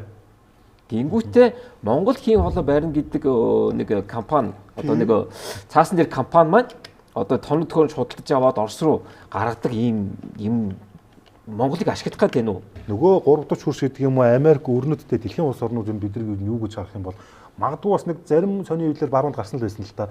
Монгол улс энэ байдлаар бас дайныг яг юм одоо зөв далдуур зөвдөгсөн шууд бусаар одоо энэ дэмцсэн статуст очиж байгаа юм шүү гэсэн нэг юм яригдчих байгаа. Докторс энэ дээр. За энэ яг би бас нэг шинэ мэдээлэл. Гэхдээ энэ албажаад явчихаагүй. Америкийн нэгдсэн улсын 47 дахь ерөнхийлөгч Трамп гэж нэг барьцгүй хүн гарч ирсэн. Яг үнэ. Нийгэм улс төр түүхийн аач байхгүй. Капитализм аач танихгүй, социализмыг танихгүй. Зөвхөн эрх ашигт хөтлөгдчихсэн нэг юм хүн. Нэг юм мэдээ Америкийн хэвлэлд явж исэн шүү. Энэ Газпром өөрөө домпоороод эдийн засгийн маш хүнд байдалд орцсон учраас Газпромын нэрээс Америк худалдаад авчих. Зөв. Менежменттэй юутай хийдэг. Зөв. Оросд өөрөө газын тоглолт байхгүй болно гэсэн. Америкийн Хятадыг сулруулна гэдэг хүн чинь Газпром дээр суучих юм бол тэгээ Хятадыг бол газар дарамтлах гэж байгаа байхгүй юу? Одоо Трампын хүсэл. Өөрийнхөө төлөөр Трамп яах вэ гэдэг зэрэг за Крим бол Оросын холбооны улсын үрдэн нутагт өсгөрмөн гэдгийг аль бисаар хүлээмжшөөрөд Газпромын зөрүүлээд авчих гэсэн ийм мэдээлэл гарсан Америкийн хэвлэлд. Тэгэхдээ цагаан ордон энийг нотлоогүй. Тэгэхээр Трамп бол ер нь юу ч хийж мэдхээр байгаа байхгүй юу? Хэрвээ яг тэгчих юм бол бид Америкийн Газпром Америкт очих юм бол Трампын газын хамааралтай Монгол болчих гээд байгаа байхгүй юу? Нэг талаараа ашигтай тий. Би бол энэ Халзенбургдээ зодон болж яхад биччихсэн шүү дээ. Трамп Орос руу ингэж их дараа чиглүүлээд байгаа нөхцөлд Халзенбургдээ газрын ховор элементийн ордоо Монгол Орос Америкийн урд заавал бичигдэх гэсэн. Америк, Монгол, Орос, Америк хамтарсан газрын орд болгочихъя. Газрын ховор элементийн орд болгоод тэгээд захирлаар нэг Орос хүн тавьчих. Дэд захирлаар нэг Америк хүн тавьчих. Гурвах захирал нь би нэг бацаал болох юм байна тийм ээ. За. Тэгэхээр энэ чинь Монгол зөвлөлтийн найрамдлын бэлэгдэл уурхаа болоо явчих байхгүй юу? Эрдэнэчгэл мандат өгнө шүү дээ. Тийм ээ? Тэгэл Оросын толбог мандуулчих. Би бичсэн байгаа. Тэгэхээр Орос, Украин, Дани фон дээр тийм ээ? Бас бид ашиглах юм юу байна вэ гэж. Фонда тийм ээ? Ашиглах юм юу байна? Тийм? Яаж энэ болцоог ашиглах вэ гэдэг. Одоо би янз янзын санал бичдэг юм л да. Одоо жишээ нь Хятад бол Америкт хариу хориг тавьчихсан. Хятадын наран цэцгийн тос ихэнх нь Америкээс ирж исэн юм байна. Одоо хүнсний наран цэцгийн тос. Ийм нөхцөлд Хятад Америкээс наран цэцгийн тос авахгүй болвол Монголд рапсын тос гэж агуу юм гараад ирсэн. Энэ болгон солингийн чи хамаг рапс Дүүрэн л ба штэ. Хамж яваад боловсруулчихж байгаа үйлдвэр хүртэл байна тийм ээ. Баруун хараад байж штэ. Японд гаргаад байж штэ рапса. Энийг л Хятад руу гаргах юм. Тэ? За нэг ийм юм ярьж байгаа. Энэ боломжуудыг бид олж хараач. Энэ их ухаалаг уян хатаа хандах. Энэ хин хоолойг дэмжиж байгаа нийгмээс ингэж яриад байна л та. Яагаад энийг эсэргүүцээд байгаа та нар те. Бид нар ингээ хийтэй болчих юм бол гэр орол байхгүй болно шүү дээ. Бид нар нөгөө шахмал турш ч юм уу агаарын бохирдол нөгөө өвлөө нөгөө айхтар нөгөө хийм бактериологи ч байхгүй болно шүү дээ. Айл болго ингээ баг доогуура газар холбогдоод ерөөсө өвөлдөө тэрэгээрээ ингээ дулаахан өвөл чинь хоол ундаа хий чинь те. Ер нь бүх юм газ болно. Бид бол яг 21-р зуун руу чиглэж байна шүү дээ те гэл. 21 аймаг нөрлөө та газ хэрэглэнэ гэж юм л та. Энэ дээр үн зүг та нар ямар бодолтой байд те. Энэ жоо утоп уу юу? Тий, нэгдүгürt нөгөө тэр Газпромыг Америк авна гэдэг бол ерөөсөө бүчгүй санаа л та. Зөвхөн фантази, Трампын фантази баг. Ер нь бол Газпром бол Оросын холбооны улсын бодлогыг хэрэгжүүлэгч ерөөсөө ганц хүчтэй гарна байхгүй да. Тэр чинь бүр 70-аад оноос юм чинь зөвхөн 90-ад оноос хойш биш. Тэрнээс өмнө зөвлөлт толгойд ус чинь газар Европыг хангаж исэн, баруун Европчууч гаргаж исэн. Тэр нь бодлого хэрэгжүүлэх бас орлого болдог нэг их хөрсөөр. Энийг гадны улсад бол өгөхгүй. Монголд бол газын газ нийлүүлээд одоо бид нар нүүрсний утганаасаа гарна гэж яриад байгаа. За энэ бол нэгдүгээр газын хоолой маань төсөл маань явах уугүй юу гэдэг юм нэгдүгээр асуудал. Тэр бол асуудалтай. Хоёрдугаар нь зөвхөн шингэрүүлсэн байгалийн хийг тий оруулж ирээд тэрнээс ахуй хэрэглээнд хэрэглэх асуудал бол яригдээд байлаа. Хотоос бас хүмүүсийг утаанаас гаргахын тулд 10,000 айлд тийм хэрэглээний зуух гэтэл яг үндэ хэлэхэд бид нар өөрсдөө Монгол улстай хийн түлштэй хүмүүс шүү дээ. Метан хий байна. Илэрчээд байна. Тий. Тэгээд тэр чи манай хэрэглээ бол угаасаа жоохон. Тэгээд бид нар өөрсдөө гаргаж хийгээ дахиад ашиглаад ингээд цахилгаан станц болгоод цахилгаан дамжуулаад хэрэгжилж болно. Эсвэл бүр одоо багнуур дээрээ багнуурынхаа хүрэн үрсийг бид нар синтетик байгалийн хий болгоод тэгээ хоолоогоор татаад гэр орол руугаа хүмүүсийг утаанаас гаргах мөн одоо энэ нам даралтын зуухнуудыг солих тэгээ ерөөсөө эрчим хүчний хамаарлаас гарах ийм тезүүд үс нь бол бэлэн болцсон. За ингэж хэлж байна уу? Тэдний бидэрт хэрэггүй өөрсдөө хийгээд авч ажиллая гэж байна уу? Тэг ерөөсөө бид нар ингэж байна штэ. Бензин дизель түвшнээс хамааралтай байтал дахиад бид нар яагаад нүүрс төлөлөөд нөгөө бас нэг дулааны талаар хамааралгүй байсан дахиад бид нар газрын хамаарал нэмэх ёстой гэж.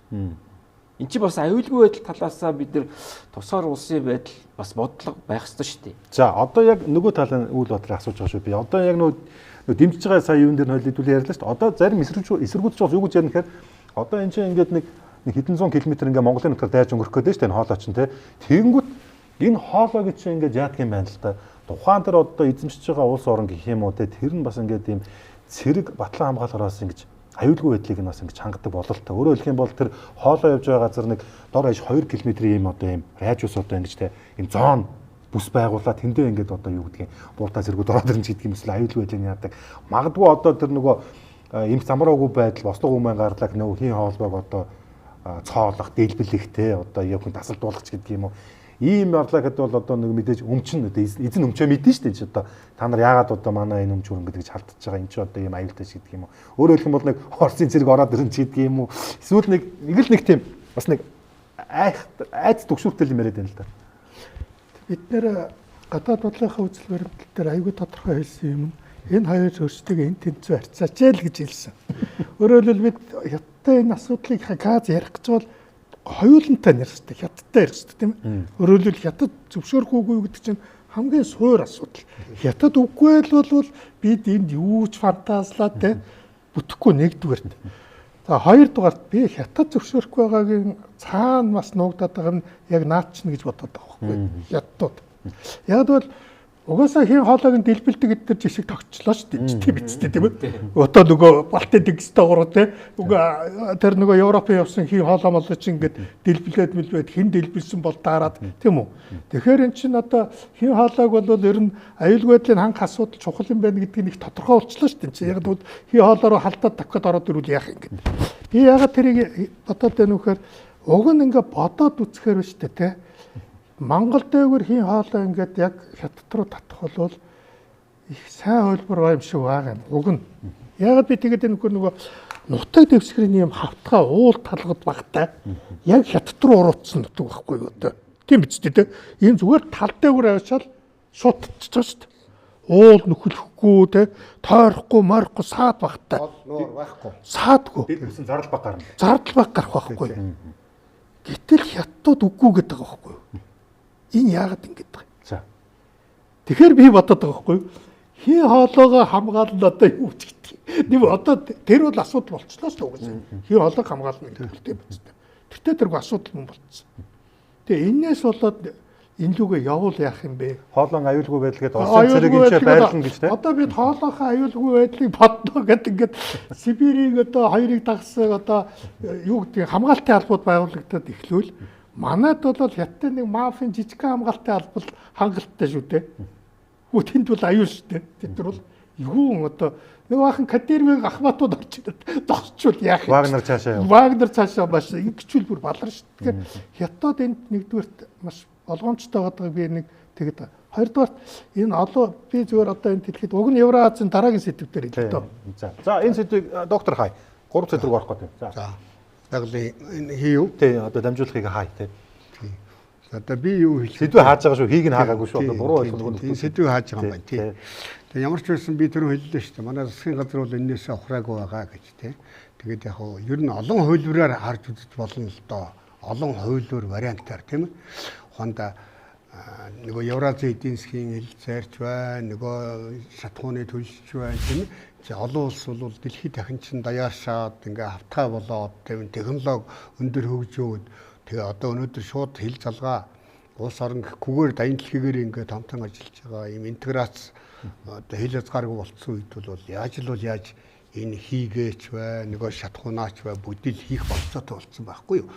Тэр өгөгдөхүн гэдэг нь байгалийн баялаг нь Монголд бүгд байж байгаа. Тэгэхээр Монгол хүний л ухаан авьяас энэ эрдэм чадал овсгоо одоо энэ ажил чичээнгүй чанар бүтээмж энэ л нөлөөлөх болцоход байгаа болохоос биш. Бүтээмжгүй 35 жил явчаал өнөөдөр Оросын царай хараал ингээл тийм ээ 90 мянган хүний хүнсний толгооноор тэжээчихвэл тийм ээ. Тэгээ хүүхдийн мөнгөөр өгччаал тэгэл ажил хийхгүй үе төмөн хүн ажил хийхгүй төрөөс мөнгө шаардаад тэрийг шаардсан болгоыг хангаж өгсөөр бол ийм болгоцсон байхгүй. Дахиад нэг Брежнев гарч ирээд нэг 3 4 дэх хорлыг бэлгэлдэг шиг юм бодоод. Тэрийг ингээл хүлээсэн байх болсоод тийм үү? Тийм. Ийм л одоо энэ та нар гудамжаар яваа ахмадуудаа хараарай. Яг ийм яриа явж ид ойлаа явж идэв шүү дээ. Нулимс зээлгэнсэн тийм. Тэр энэ чинь одоо ингээл энэ ялтын баяр төгөхөд ялтын баярын тухай хэрхэл ямар их явж гэнэ вэ тийм. Тэгэл нөгөө л цэдэн бол Брежневийг харагдаал нөгөө тохиол бодоол ингээл уйраал тийм. Ингээ байж байгаа байхгүй. Тэгэхээр эннээсээ салаад нөгөө уран сайхны фантази хаяад өнөөдөр шууд прагматик ажил хэрэгч. Нөгөө цагаан алтыг өнөөдөр энэ рүү холбоё л доо. Цагаан алт Евразийн эдийн засгийн холбооны гишүүн зах зээл рүү цагаан алтынхаа бүтээгдэхүүнийг гаргах гэдэг нь үзүүл яад юм. Тийм ээ. Хүнсний хувьсгалынхаа зарим бүтээгдэхүүнийг гаргах гэдэг зүйл яад ингээд ийм хувилбараар яаж игээд нөгөө зах зээлд нэвтрэх гэдэг тэр өнцгөөс яриад үзвэл ямар бол гэж би бодоод байна. За 3 дахь сүүлийн сэдв рүү орохоос өмнө манайхаа нөгөө эрч хүчний глюкозтой уусаа уугаараа тий. За би түрүүнээс эхлэхэд ярьлаа. Манайхаж их сайхан зөөлхөн амттай гоцтой тий. За 3 төрөл одоо нийт худалдаанд гарсан байдаг. За Үүлбаатарын урд байгаа энэ ногоон өнгөтэй нь бол энэ хөлсөх ялгаруулдаг биеийн тамир спорт фитнесээр хичээлдэг одоо бүх үеийнхэнд зориулсан яг тухайн одоо тэр хөлсөөрөө алдагдсан одоо тэр эд цусыг нөхдөг юм глюкозтой ус байна. За луточрын урд байгаа цэнхэр өнгөтэй нь бол бүх насныханд одоо хүүхэд эмэгтэйчүүд өндөр насны те хүн чи одоо өдрөл өөрийнхөө одоо нэг эрдэсийг бас нөхж явах хэрэгтэй тийм үү. Тэгвэл одоо глюкозтой ус бол ингээд бас дэмжлэг үзүүлдэг. За миний версийн улаан би одоо уугаад дуусчихна да. Энэ бол энэ дотоод шүүрэлтэй, дотоод өрхтэн нэг ялангуяа илэг энэ давсаг бөөрийн бас энэ олон сургууль үйл ажиллагааг дэмждэг бас эрдэсийг нь бас нөхдөг юм бүтээгдэхүүн байгаа. Бүх дэлгүүр супермаркетуудаар судалдаалгаж байгаа. За глюкоз дээр хүчний ус байлаа.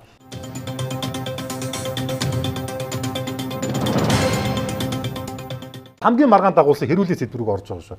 Тийм залуучуудаа. За Евразийн эдийн засгийн холбоонд 9-9 гэдэг асуудлуудаа сүүлийн нэг хагас жилийн хугацаанд бол нийгэмд бол одоо маргаан мэтгэлцээг тарьж байна. За сүүлдээ нэгдэх гэдгээ жоохон интеграц нэгдэхгүй гэдэг жоохон зөөлрүүлээд түр гэрээ гэж нэг маргаад ирсэн. Энэ түр гэрээ гэж юу яг юу хэлээд байгаа? Олон улсын одоо яг энэ гэрээ хэлцэрт яг ийм түр гэрээ гэж юу байдаг юм уу те? Энэ одоо шууд энэ холбоонд илсэхгүйгээр зүгээр хамтарч ажиллах түр гэрээ гэдэг байгаа юм л да. Тэгээ би одоо юу ч ойлгож байна гэхээр удахгүй бараг энийг зүтгүүлээд их хурлаар сойрхон батлаад 5 дугаар сарын 9-нд төрөлцөх ерөнхийлөгч улаан талбайд очингууд албан ёсоор баталгаажуулж 10 сар зурна гэсэн мэдээлэлүүд яваад байгаа. Гэтэ энэ бол баттай бус мэдээлэл шүү зүгээр. Нэгдүгээрт бол олон улсын практикт бол төр гэрээ гэдэг ойлголт ерөөсөө байдаг юм аа. За тийм. Одоо бид нар одоо төр харилцаа нэг янгийн харилцаа үүсгээд гэдэг салын шүү гэдэг юм олон улс байдгүй л байхгүй. Тэгэхээр бид нар улс орны бодлого бол ерөөсөө бид нар ямар юунд хүрэх гэж байгаа, тэрэнд ямар замаар хүрэх үү, ямар үе шаттай байх уу гэдэг ийм бодлогоо болоод тодорхойлоод урт хугацаанд тодорхойлоод тэрэндээ хүрэх гээд хүмүүстэй харилцаа тогтоо гэрээ хийгээд явдаг. За энэ Евразийн холбооны төвхийг бид нар ихтэй бодох хэрэгтэй. Тэгэхээр 1990-ад оноос өмнө бол зөвлөлт холбоот тусгийн том одоо эдийн засгийн болон улс төрийн том нэгдэл байсан. Нэг цул нэгдэл байсан. 15 СССР улсуудыг нэгтгэсэн. Тэр нь бол яг нөгөө үзэл суртлын хүрээнд мөн эдийн засгийн дотоодын хэрэглээний хүрээнд бол ерөөс яг нэг улс шиг гэхдээ ер нь бол нөгөө Оросын холбооны улсыг дагсан энэ улсуудын нэгдэл байсан. Одоо тэр маань 90 он задраад тэгээ энэ нөгөө Оросын холбооноос өөрийн нөлөөний бүсээ улс төрийн болон эдийн засгийн нөлөөний бүсээ буцаж сэргээхийн тулд энэ Евразийн холбоо гэдгийг бол санаачлаад явж байна. Эхлээд бол эсэнгээ гэж явж байгаа тэр нь бол нэг сайн яваагүй. Одоо Евразийн холбоо бол яг эдийн засгийн утгаараа бол энэ бүс нутагт бол чөлөөт худалдаа хийдэг, хоорондоо тарифгүй Ийм бүс. Тэгээд энийг бол Монгол улс руу шахах нэг шалтгаан бол бас дахиад л нөгөө Украиний дантай холбоотой Оросын эдийн засаг маань өөрөө барууны хоригт орцсон байгаа шүү дээ. Тэгэхээр аль болох нэг бусад улстай нөгөө хангам нийлүүлэлт болон худалдаагаа нэмэгдүүлэхийн тулд олон сувг нээх хэрэгтэй. Тэрний нэг хувилбар нь бол Монгол улс болчиход байгаа гэдгийг л. Тэгээ нэг Монгол улс багтахгүйгээр бас Монгол улсыг бас өөрийн нөлөөнд ингээд оруулах гээд яваад шүү дээ. Тийм л юм болж байна гэж байна. Манай улс төдий хэмжээний бас том үйлдвэрлэгч бас биш. Одоо л дөнгөж хөл дээрээ босч байгаа талх нарийн бов одоо элдв бусад үйлдвэрлэгч нар маань энэ нэг весток болж исэн юм аа. Тэгэхэд би яг өөрөө тэр үзэсгэлэн үзээд явж исэн Казахстаны нэг хувлаа гэд нэртэй консерв үйлдвэрлэдэг үйлдвэрийнхэн тэнд нэг бүүтгтэй байж хатанд байж хувлаа гэд нэртэй консерв байдаг юм уу? Танай ажил сайн уу энэ гэсэн ямар юм сайн байх вэ дээ? Бид нар энэ дотооддоо энэ консервийг 100 төгрөгөөр үйлдвэрлэж байгаа. Оросоос 80 рублээр оруулж зараад байгаа юм. Бидэрт ямар юм сайн байх вэ энэ хэлцээр гэж хэлсэн. Яг иймэрхүү судалгаануудаа та бүхэн маань сая дамжны гишүүдээр хэлээд энэ үйлдвэрлэгч энтертэйгээр том хэмжээний хэлцүүлэг энтер өрнүүлсэн юм уу? Бизнес эрхлэгчид үйлдвэрлэгчтэйгээ ярилцааг нь өнгөрсөн оны сүүлээр ил болсон. Үндэсний худлаа ажилтны танхимын зүгээс бол машиг эсрүүл илэрхийлсэн томоохон пүүс компаниуд ч гэсэн энэ ямар ч манай Монголд бол ашиггүй. Харин ч эсвэргээрээ манай зах зээл эзлэгдэнэ, ажлын байр байхгүй болно. Монголд ерөөс юу ч үйлдвэрлэгтэй болно гэж ярьж байна л да. Энэ жавхлан сайдын ярьж байгаа зүйл бол нэг талаасаа ер усын тэнэглэл. Одоо юу гэдэг нөхцөл байдлыг ойлгохгүй байгаа. Одоо төрийн сайдын зүгээс гарч болмооргүй юм тэнэглэл байна л да. Хэлж байгаа үгийг харахаар зэрэг. Яг үндэ дэлхийд юу болж байгааг бол би шууд ойлгоогүй байна л гэж харж байна. Огт ойлгоогүй нэ. Нөгөө сохомлээс гэдэг чинь кино жүжигчин билүүлдэг шүү. За. За тий. Яг үндэ тийм байна. Тэгэхээр Евразийн эдийн засгийн холбоотой холбогдуулаад нэг 3 зүйл хэлэгдэх ёстой. За нэгдүгээр нь юу гэхээр зэрэг чөлөө тодалдааны Евразийн эдийн засаг яг бид нэр ерөөсөө Оростой чөлөө тодалдааны гэрээ хийх гэсэн үг шүү дээ. Ер нь явж уг цаана бол тийм шүү дээ, тийм ээ. Оростой чөлөө тодалдаа юм гэсэн үг. Орос чөлөө тодалдаа хийхэд нэг эрсдэл гарна. Бид нар энийг газар тариалан дээр туршаад үзсэн. Газар тариалан сонгуулийн өмнө нөгөө тариа бодааны татварыг тэглээ хийсэн, гурилын татварыг тэглээ хийсэн. Манай нөгөө Атрын 3 дугаар аян гэж өстой бөө мөнгө зарж газар тариалангийн айгүй том цогцлбор бий болгоод авсан байхгүй юу? Та нар сэлэнгээр очиод үзэх юм бол яг баруун Европт явж байгаа юм шиг харагдаж шүү дээ. Манай сэлэнгийн та нар харах юм бол тэр газар тариалангийн компаниудын тэр тоног төхөөрөмж бүхөөрөмжийг хараарай. Дандаа Дэн, Жон Дээртэй класс гэдэргээд ерөөс дандаа баруун найт. Агро фермер те. Агро фермер юу? Та нар тэр услгааны систем те Оросууд орж ирээд бүр ухаалтдаг байхгүй. Атрын 3 дугаар аян гэж байгаад ингээд ийм та болчихгүй юу? Бид нар. Тэгсэн чинь 24 оны сонгуулийн өмнө Оростой тийм ээ нөгөө өөр тараа гурилыг тэглээ хийсэн. 6 сарын дотор манай газар тариалан 50%. Одоо капут. Одоо 4 дугаар аянаа ярьж шít. Өөртөө 3 дугаар аянаа хорлоод одоо 4 дугаар аянаа ярьж. Гэтэл 4 дугаар аянаа ярьсан чинь одоо мөнгө болцсон. Баларцсан. Одоо сая газар тариалан захирал ярилцлаа гэсэн шүү дээ. Энэ жил бид нар бүр сүрлээ гэж. Тэгэхээр бид нар нэг зөвхөн нэг бараан дээр хийгээд үзлээ шүү дээ тийм биз дээ тийм. Тэгээд дээрэс нь яасан гэхээр зэрэг нэг аюултай одоо төрөн баяр хөө лутай дээр хэлээд шүү дээ. Бид нар зөрүүлээд гарах юм байхгүй. Тийм авахгүй юм та. Тэгвэл манай бүх үндэсний үйлдвэрлэл одоо бүх юм чи дампуурна. Бүгд зогсно. Яг газар тариалан шиг жилийн дотор Монголын эдийн засаг бол зүгээр шууд байхгүй болно. Зүгээр л бид одоо Оросын эдийн засгийн колони болно. Ширхэж өндөггүй болно. Ширхэж өндөггүй болно. Энэ нөгөө өндөгний. Гэтэл бид нарт ковидын дэлхийн даяар юу харуулсан гэхээр үгүй ямар нэгэн хэмжээгээр өөрийгөө хангаж явахгүй болохгүй юм байна шүүг харуулсан шүү дээ. Ковид орч баларч байгаа үсттэй биз дээ. Дэлхийн дан баларх шатлаа шүү дээ. За. Баяргүй доктор би танаас гэхдээ энэ нэг юм хэлье. Тэгэхээр би юу хэлээд байна вэхээр нэгдүгээр энийг байна. Хоёрдугаарт нэг хачин юм яваад байсан. Би энийг хараад за тэгвэл Оростой чөлөө тодалдааны гэрээ хийж юм бол түүл хятадтай зэрэг хий. баланс өгөөрэй. Үгүй угаасаа манай бодлого тийм чинь. Тэнцвэртэй байх шүү дээ. Тэгвэл хятадтай чөлөө тодалдааны гэрээ, Оростой чөлөө тодалдааны гэрээ. Тийм үү? Тэгээ бид нар тэр хоёрын дунд офшор бүс нэг мөссөн. Тийм үү? Тэгэл ерөөсөө офшор бүс болол яагаад гэвэл тэгж ярих юм бол хятадын зах зээл бол тэрбум 500 сая үедээ дэлхийн 2 дахь том зах зээл болцоод. Өчигдөр Трамп бууж өгч ин лээ тийм үү? Трамп өчигдөр байна уу бууж өгсөн мэлээ шүү дээ. Гараар өгсөн байдаг шүү дээ. Үгүй би одоо тэр 145% татварыг одоо тийм багасгаад арайч 0 болохгүй. Тийм үү? Ер нь багасгана гэдэг өөрөө тэгээд Ши Цзиньпин уцтдагыг хүлээгэж сууж шүү дээ. Монгол улсаас экспортлж байгаа барааны 90 орчим хувь нь Оросын холбооны устай амралтай байгаа. За махан бүтээгдэхүүний жишээ аваад үзье л да. 100 экспорт нь 140% нэмэгдэх юм байна. Ингээд татвараас чөлөөлөгдөнө гэдээ үзэх юм бол ойролцоогоор 2 сая төгрөгийн л 2 сая долларын л нэмэлт боломжууд гарч байгаа. 2 сая доллар ш. Одоогийн яг тоо хэмжээгээр. Энэ тэгээ хангалттай үзүүлэлт юм уу? 1. Хоёрдугаарт нь Оросын холбооны улс зөвхөн гайлын татвар энэ хэлцээд орсноор зөвхөн гайлын татвараа тэглэх юм уу? Нөөт онцгой албан татваруудаа яах юм? Энд чинь цаашлаа зах зээл өрсөлдөх боломжууд дээр бас эрэг сөрөг нөлөөдүүдийг үзүүлэн шүү дээ. Энд дээр та бүхэн одоо юу гэж хандаж байгаа юм бэ? Оросын холбооны улс бол дэлхийн топ 5 одоо мах экспортлдог орны 1 гэ боддоо. Беларусь бол Украин мах одоо экспортлдогоор алдартай. Монгол улс энтэй өрсөлдөх ямар ч боломжгүй байхгүй. Эдийн засаг хөгжлийн сайт чинь энэ энэ Евразийн эдийн засгийн холбоотой ингээд түр гэрээ байгуулна гэдэг. Түрүүн бас л утаа эдийн засгаас ярьж байгаа энэ түр гэж юу байдаг юм уу? Энэ яг ийм олон улсын харилцаанд яг ийм гэрээ хэлцээр байдаг юм уу? Энэ одоо юу гэсэн бид нар хүссэн үедээ ороо буцаад гарчих юм уу? Яг яах юм?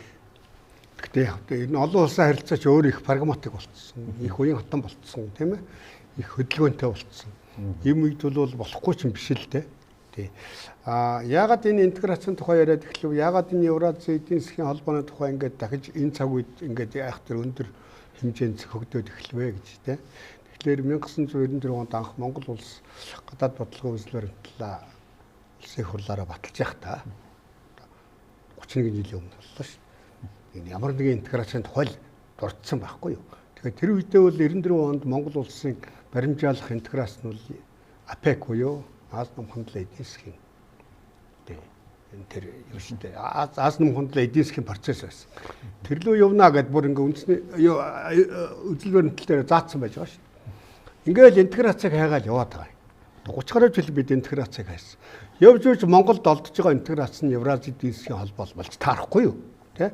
За Шанхай байгууллагад жинхэнэ гэдэг асуудал одоо 5-6 жилийн өмнө нэлээд ширээ хүн яригдчих явах үед Шанхай байгууллагад байгаа 2 том зах зээл дэлхийн хамгийн агуу том 2 нэг бол Орос хятадыг хараад л бид нэр Шанхай байгууллагын олон удаагийн зөвлөгөө хийж ахад тэр 2 том зах зээлийг эслээд байгаа. Нэг нь чинь юу вэ чинь дэлхийн хүн амын 40% нь байж хахад энэ том зах зээл рүү гарыг тэгжээж бид нэр Шанхай байгууллага интеграцийн байгууллага биш гэдгийг манайхан одоо нэг ойлгож байгаа юм уу? Ойлгож ах шиг байна. Тэгээ энэ Евразийн эдийн засгийн холбоо гэдэг маань те өөрөө юу юм бэ гэж. Хондоо Европын холбоо бол эдийн засгийн интеграц нь бол нэгдүгээр тавигдсан яг улс төр стратегийн холбоо мөн л дээ. Гэхдээ эдийн засаг нь урдаа байдаг. Орос ороолоод энэ хүйтэн дайн төгссөний дараа Оросын байгуулсан бүх холбоо эвслүүд бол бүгд геополитикийн зорилгоор суйрлагдсан. Евразийн эдийн засгийн холбоо, хамтаа аюулгүй байдлын Грэний байгууллага, нэг ОДК бай тэ. Ингээл явчихна Галийн холбоо, тийм ээ. Одоо БРИКС байна, Шанхай байгууллага байна гэдэг нь Орос ороолоод оролцоод явж байдаг. Тэгэхээр бол бид бол геополитикийн бас өөртөө тохирсон гайгүй сайн тоглогч болох хэрэгтэй байхгүй юу?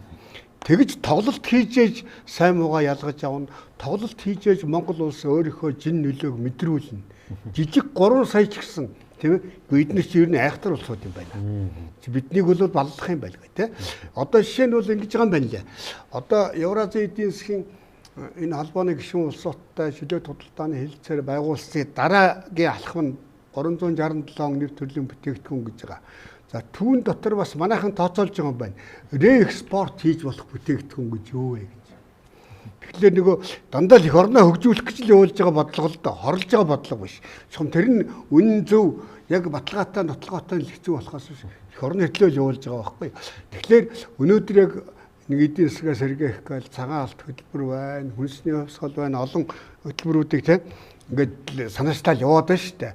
Зарим нэг үр дүн байна. Жишээ нь бол одоо юу гэдгийг эсгий ноос ноолуурын бүтээгдэхүүнээ гаргачмаар байдаг тий. Одоо ухаандаа бид нар энд үнгүй хайдаг. Одоо хогон дээр хайчиж байгаа хоньны нэхий чинь бол Хонда Европын холбооны орнуудад, Скандинавын орнуудад нэг хоньны нөхий 160 евро байгаа байхгүй да. Наацх нь. Тэгэхээр энийг ингээ хаяад байх юм уу? Энийг авах зах зээл нь байна уу? А нөгөө нэг юм нь бол энэ төр хэлцээр ач холбогдлыг бас манайхан юу гэж үнэлж байна? Манай худалдаа ижүүл зүйн танхимын ерөнхийлөгч төр хүртэл өөрөө хэлж ирсэн. Энэ Оросоос галийн татваргүй бензин ороод ирнэ. Нөгөө бензиний хэмтгэн авмаар байна. Энэ олон сая машины чинь хангамаар байна. Энэ олон сая хувийн хэрэгтэй хүмүүсийн бензиний шунлыг дармаар байна. Хямдхан галийн татваргүй бензин хамаагүй хямдхан одоо энэ Улаанбаатар заргаж байгаа бензиний үн унах юм байна л да. Тэр хотын илж байгаагаар. Дандаа нэг ийм нэг гэгээтэй юм нь олж харах гээд яваад байгаа байхгүй энэ Монгол хүний сайхан сэтгэлийг би яриад байна шүү дээ. Тэ? Уран сайхны мөрөөдөл, сайхан сэтгэл, амны бэлгээс ашдын яриад байгаа юм шүү. Амны бэлгээс ашдын бэлгийг яриад байна шүү дээ. Ингээ хараад яваад байгаа байхгүй. Тэгэхээр 100% би буруу шагаад тэнийг мангараар нь дуудаж би чадахгүй. Монгол хүний сайхан сэтгэлийг яах юм бэ? Судлаачдаараа олон нийтийн байгууллагуудаараа ингээд нэг дахиад нэг хилцүүлээд наадхааныг харуулчих болохгүй юу?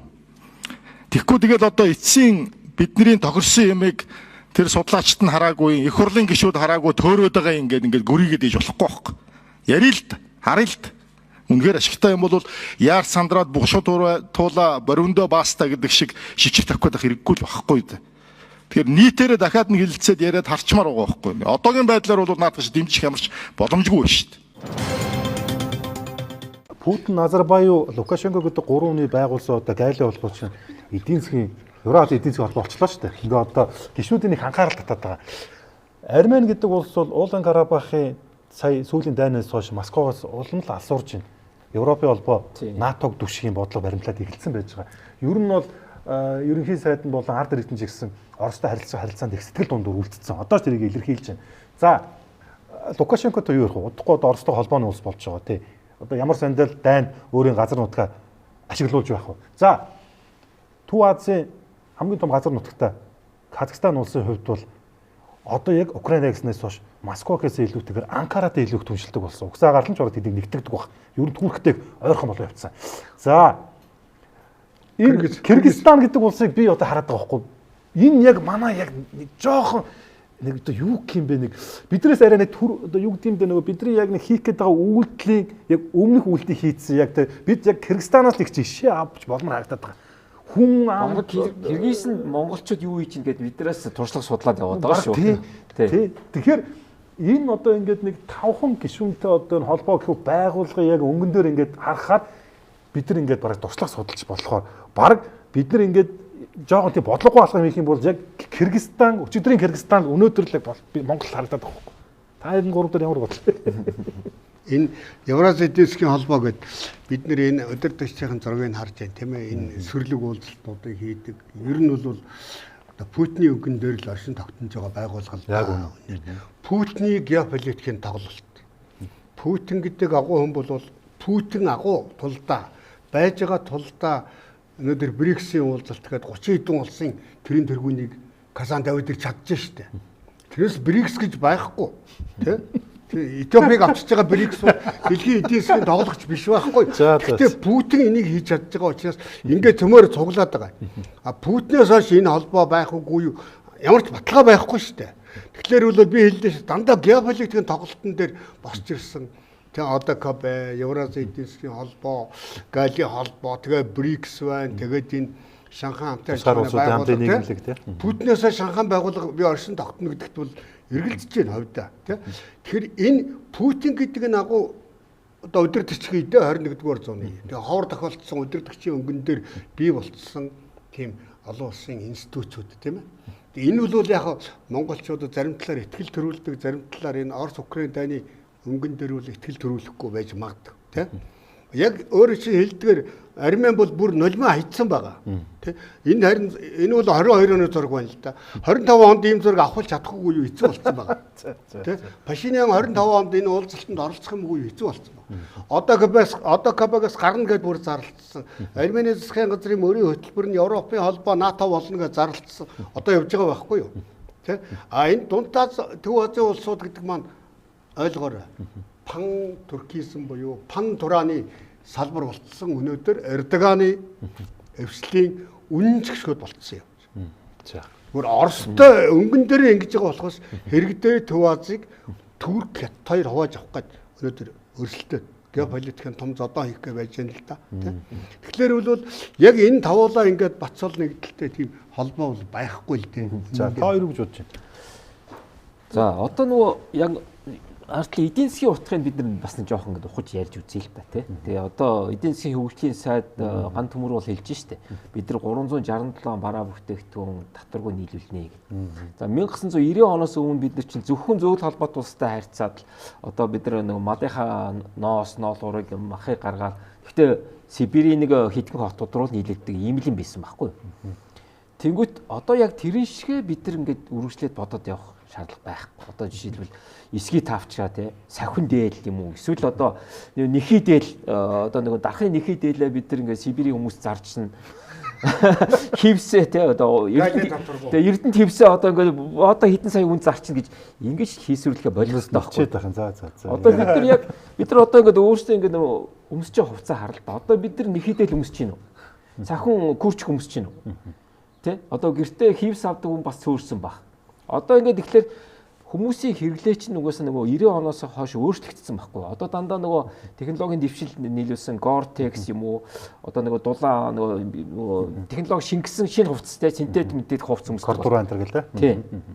Одоо нөгөө дээр үеиг шиг одоо нэхий дээл өмсдөг, сахин гүрч өмсдөг. За нэг гангараа солионы нэг л байвал байгаа нэг жилд нэг удаа өмсдөг юм байвал байгаа шүү дээ. Гэтэл бид нар тийм хийсвэр юм ингээд төсөөлөд бодоод байж болохгүй байхгүй. Тэгэхээр бид нар ингээд олон улсын стандартад нийцсэн бараа бүтээгдэхүүн ингээд юу вэ гэдэг ингээд ярихаар ерөөсөө ганц бидний нийлүүлж чадж байгаа ноолор хувцас тий ноолорын цамц хураалтыг бид нар хаана өгч байгаа? Барууны орнууд шүү дээ.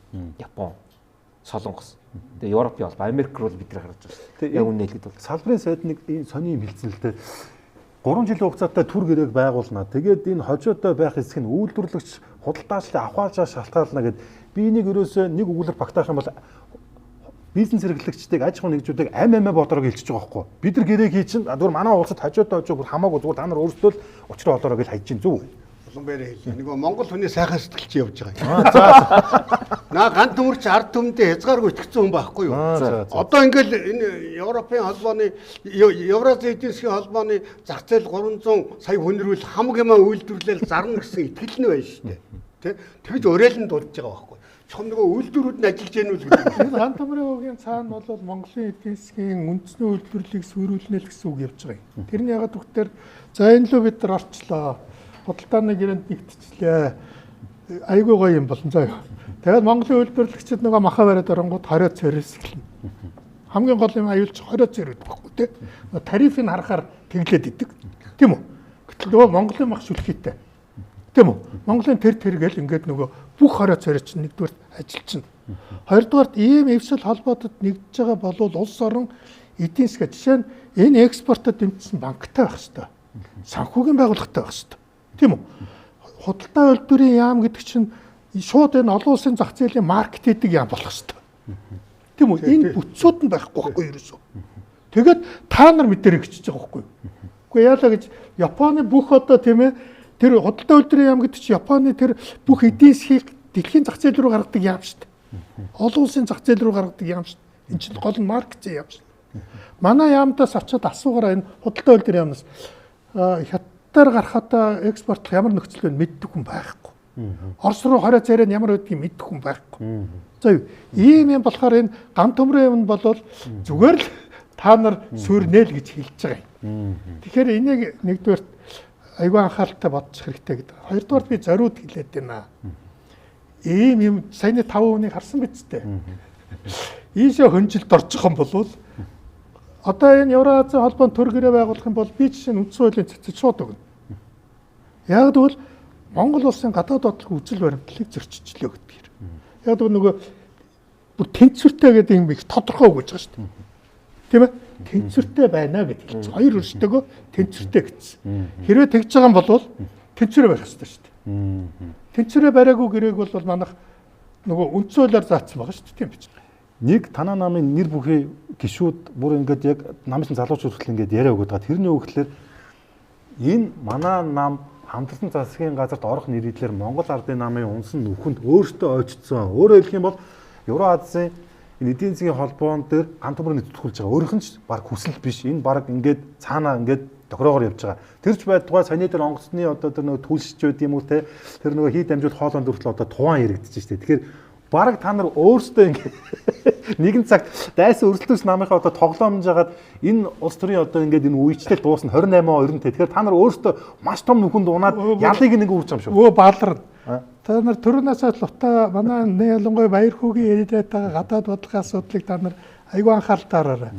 Тэрний үхээр манай намын үнэт зүйл үзэл баримтлал нь Монгол ардын намын дарга болон Монгол ардын намын удирдлагын үзэл баримтлал. Өөрөөр хэлбэл манай намын үзэл баримтлал тийм ээ. Манай намын удирдлага Монгол ардын нам руу шилжчихсэн. За. Зүгээр бид нар бол үндсэндээ капот. Тийм учраас энэ намаа энэ ардын намын барьцаанаас гаргах гэдэг бид тэмцэл эхлүүлэх гэдэг шүү дээ. За ерөнхийдөө баг цаг 40 50 минут явчлаа. Одоо ерөөсөө та гуравт би зүгээр яг дүгнэлт буюу ямар гарч хийлээ вэ гэдэг чинь сонсох тийм цаг үлдэг өнөөдөр хэлцүүлгээ дуусгая. За тэгэхээр юу түрүүн хэлцүүлэг Үүлбаатараас эхэлсэн учраас одоо доктор Баярхуугаас дүгнэлтээ эхлээд тэгээд яадаг. За ямар ч байсан тий. Би таныг зарлаа шүү дээ. За олон улс харилцааны судлаач Баярхуу. Ер нь Монгол улсын гадаад бодлого бол уршилтаараа уршилдана. Энэ бол гарцаагүй тийм ээ. Одоо энэ бид бол энэ эрчээ алдахгүй явж байгаа. Ялангуяа энэ ковидоос хойш сүүлийн 3 жилд бол гадаад бодлого авуулж байна. Энэ чигээрээ явна тий.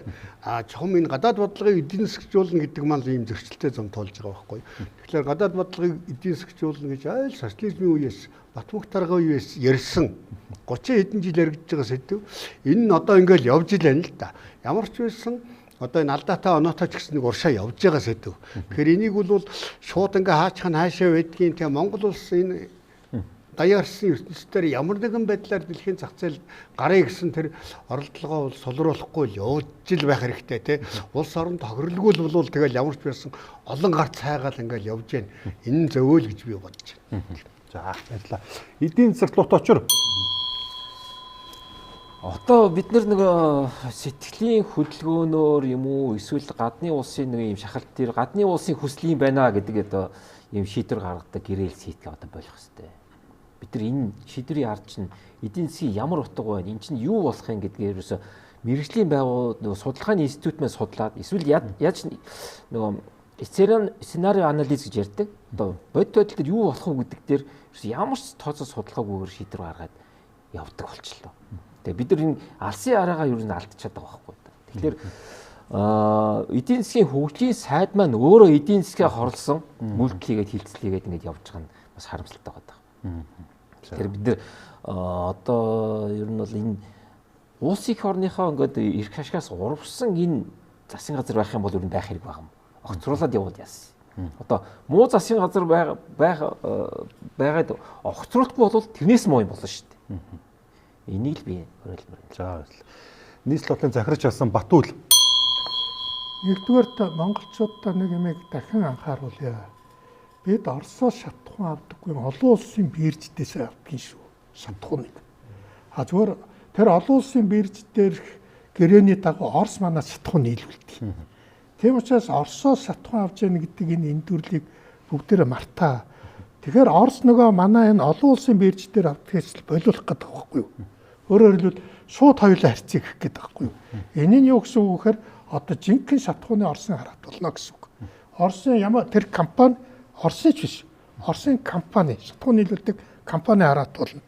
Энэ Оросын бодлогыг 20 жил явуулж байгаа шүү. Бид нар 20 жил тэссэн.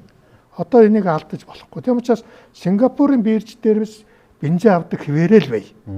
Нийлүүлэгч нь Орос юм шүү л гэж би хэлээд байна. Энэ бол үүрэг нь Орос нийлүүлэх үүрэг нь Оросд байдаг. Тийм учраас Орос олон улсын хэлцээрээ биелүүлэхээс өөр аргагүй энэ гэрээгээ. Тэгэхгүй бол арбитражд чинь сүүлийн нэг юм хэлэхэд одоо бид нар энэ улс төрчдгийг одоо нэг ялангуяа энэ засгийн газар энэ одоо байгаа энэ их хурлын гишүүдийг нэг төрийн бодлоготон байж үзээчтэй та нар л гэж гуймаар. Төрийн бодлоготон байж үзээч. За нэг ялангуяа би нэг зүйлийг шууд хэлье. Айгуул эрлийн сурлын зарн дуудах гэж. Одоо хятад эдийн засгийг яаж явуулж байгааг анхаарах цаг болсон. Олон улсын эдийн засгийн төв удахгүй хятад болно. Америк биш болох гэдэг. За баярлалаа. За тэг ямар ч хэдүүлээ баг 2 цаг шахуу хугацаанд ингээд сонирхолтой цагаан яриаг өрнүүллээ. За хүрэлцээрсэн Улбаатартай баярлалаа. Эдийн засаг Лутадаа баярлалаа. За доктор Баярхууд бас баярлалаа тийм ээ. За тэгээд бүгдээ өнөөдрийнхөө өндөрлөөд нэг сайхан дууслан зураг татуулж байна.